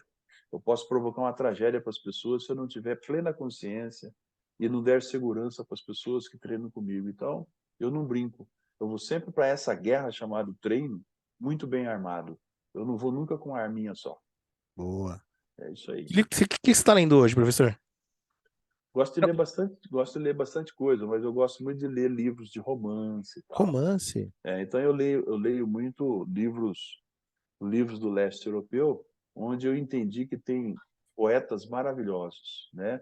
Eu falei do Pushkin aqui. Pushkin é um autor de romance extraordinário do leste europeu. Eu gosto de ler muito porque ele usa toda a elegância da literatura eslava para escrever, e eu gosto de ver isso aí, né? Legal. Então ele tem muita facilidade de falar de amor, de relacionamento, e eu gosto, né? O enredo fica bacana porque a gente termina de ler a, a, as escritas do professor Puskino, a gente fica mais leve, mais suave, Legal. acreditando que a vida é boa mesmo. Se o senhor pudesse indicar um livro pra gente, que livro seria esse? Se você está falando Fora de do âmbito do âmbito profissional. esportivo, Fora, é. eu andei lendo uns livros aí que falam sobre performance humana. Eu acho que isso aí é uma coisa interessante. Algum específico? Performance humana.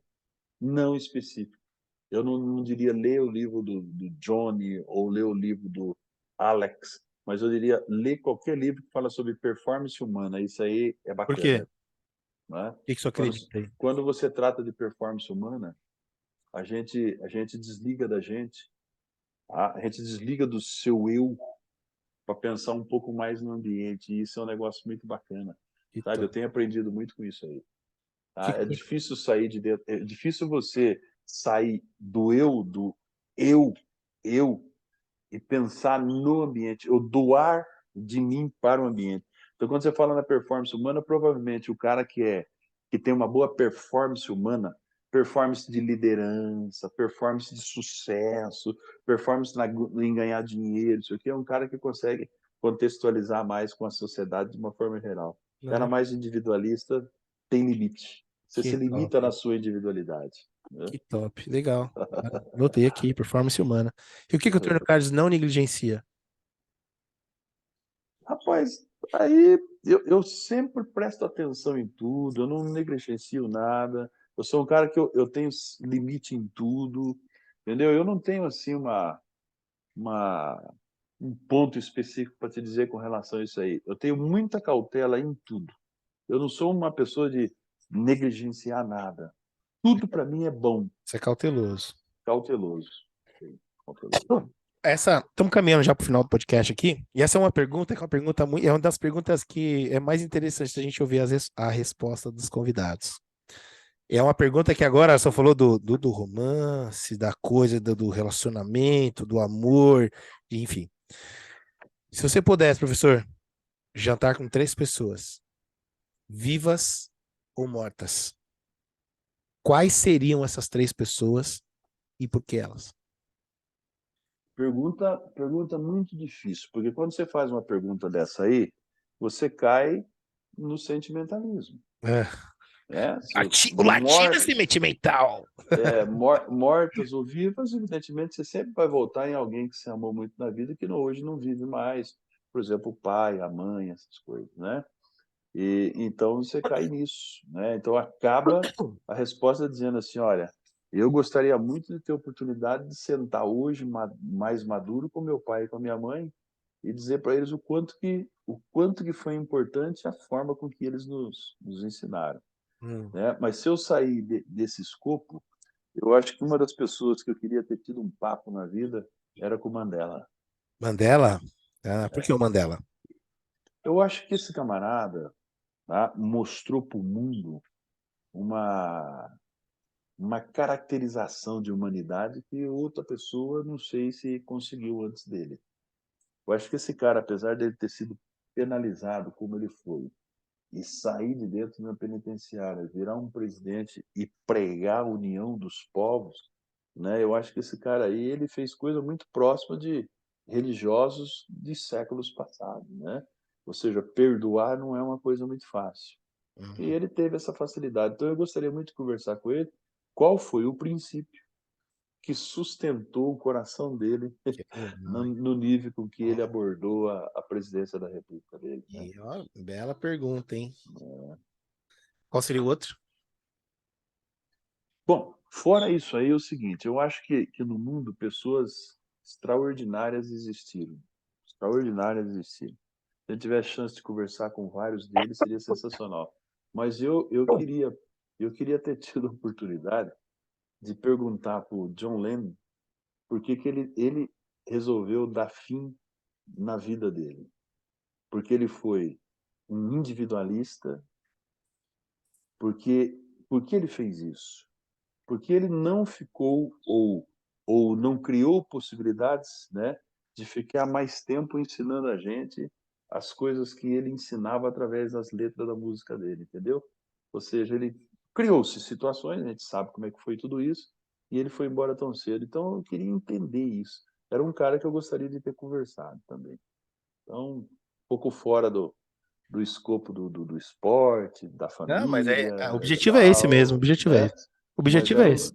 era um cara que eu queria, porque quando eu vejo as letras que ele escreveu no passado, me chama muita atenção, né? Então era um cara que eu gostaria de ter conversado um dia. Teria uma terceira pessoa? Eu acho que eu conversei com pessoas importantes no mundo, sabe? E passei a entender que as pessoas, apesar de serem pessoas de destaque mundial, elas são de carne e osso igual a gente, têm medo como nós, têm coragem como nós, são frágeis também. Por exemplo, conversei com o Putin já, não é? E com tudo que vem acontecendo aí, eu que tive uma certa convivência e tal, então eu entendo um monte de coisa que é muito difícil de muita gente entender, Uhum, entendi. né? Pela convivência com essas pessoas. Mas é mais ou menos por aí. Outras pessoas, claro, que você gostaria de ter conversado, né?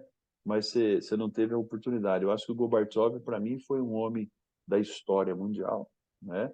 Quando ele rompe com aquele sistema e mostra aquilo para o mundo e mostra o mundo e mostra para o mundo o que era aquilo. Também é um cara que eu acho que valia a pena.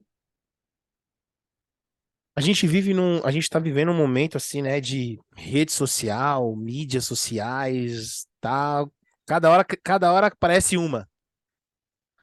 Vamos supor que o Antônio Carlos Gomes fosse, ele vai se despedir, não vai estar mais em rede social a partir de amanhã.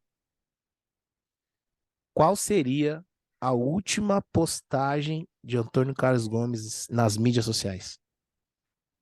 Na verdade é o seguinte, se hoje você dizer para mim que amanhã eu não estarei mais na mídia social, eu não vou sofrer nada, nada. Zero. Você sabe por quê? Se você falar assim, pô, isso aí é uma ideia de que o dever está cumprido. Não, não é isso não, sabe? A única coisa que eu deixaria lá na mídia social escrita hoje, amanhã não tem mais, eu escreveria lá só, obrigado a todas as pessoas que me fizeram ser o que eu sou hoje, porque a mídia social também me faz ser o que eu sou hoje. Uhum. Eu aprendo na mídia social tudo que eu devo e não devo fazer na minha concepção, né? A mídia social ela me molda, ela me dirige. Eu não sou um doente de mídia social, né? Eu sinto que eu tenho obrigação de estar na mídia social profissionalmente. Então, profissionalmente, eu estou lá tentando levar as coisas que eu aprendi, que eu aprendo, que eu pesquiso, né? Mas se ela não existir mais, ela não existiu no passado. E nós éramos felizes do mesmo jeito. Então, eu não vou sofrer, não. Se você tirar o telefone aqui de mim, eu não vou sofrer nada. Zero. Vou lamentar porque vai diminuir a comunicação com as pessoas, né? Mas nós vamos continuar do mesmo jeito, na boa. Nossa último ponto aqui, levantar nesse podcast, professor, que mensagem que você deixa para os novos entrantes ou para aquele que ainda se encontra, nossos amigos de profissão, qual mensagem que você deixa para eles? Para os que estão chegando hoje, eu acho que eles devem fazer um exame consigo próprio. Sabe quando você é jovenzinho, você paquera as moças, ou as moças se paqueram, e você se apaixona, você chora, você faz qualquer coisa, quer bater no namorado que a moça arrumou porque não quis ficar com você quer se matar, essa sensação de paixão, de amor e tal. Para quem está chegando aí, eu acho que tem que fazer esse exame. Se você sentir que você está chegando na área do esporte, depois de tudo que nós conversamos aqui, e você sentir que você não tem paixão, não tem amor pelo esporte, não entra. Porque você vai atrapalhar. Você vai atrapalhar o crescimento do esporte em todos os sentidos. Se você sentir que você tem amor, o conhecimento você vai ganhar. Agora, não adianta você vir cheio de conhecimento e não ter amor pela profissão. Isso vai te encher o saco. Sabe por quê? Todo dia você tem que renovar esse amor, todo dia, seja lá quais são os problemas que você tem dentro de casa. Quando eu sair para a rua, eu tenho que estar sorridente, eu tenho que transmitir segurança, confiança, carinho, autoridade, disciplina para as pessoas. Se não tiver amor, não aguenta essa paulada. Então, essa é a primeira coisa. Isso em qualquer profissão, mas muito mais nessa profissão que você tem que estar exposto 24 horas por dia com as pessoas. E para os antigos que estão, para aqueles antigos que estão ainda e que ainda não conseguiram se desvestir da vaidade, fica o meu conselho. Vai ser mais feliz se você jogar a vaidade fora. Ser cientista, ser doutor, ser PhD, ser escritor, ser famoso, não é uma dádiva sua só. É uma dádiva da sociedade e uma dádiva de um ser superior, seja qual for que você acredite.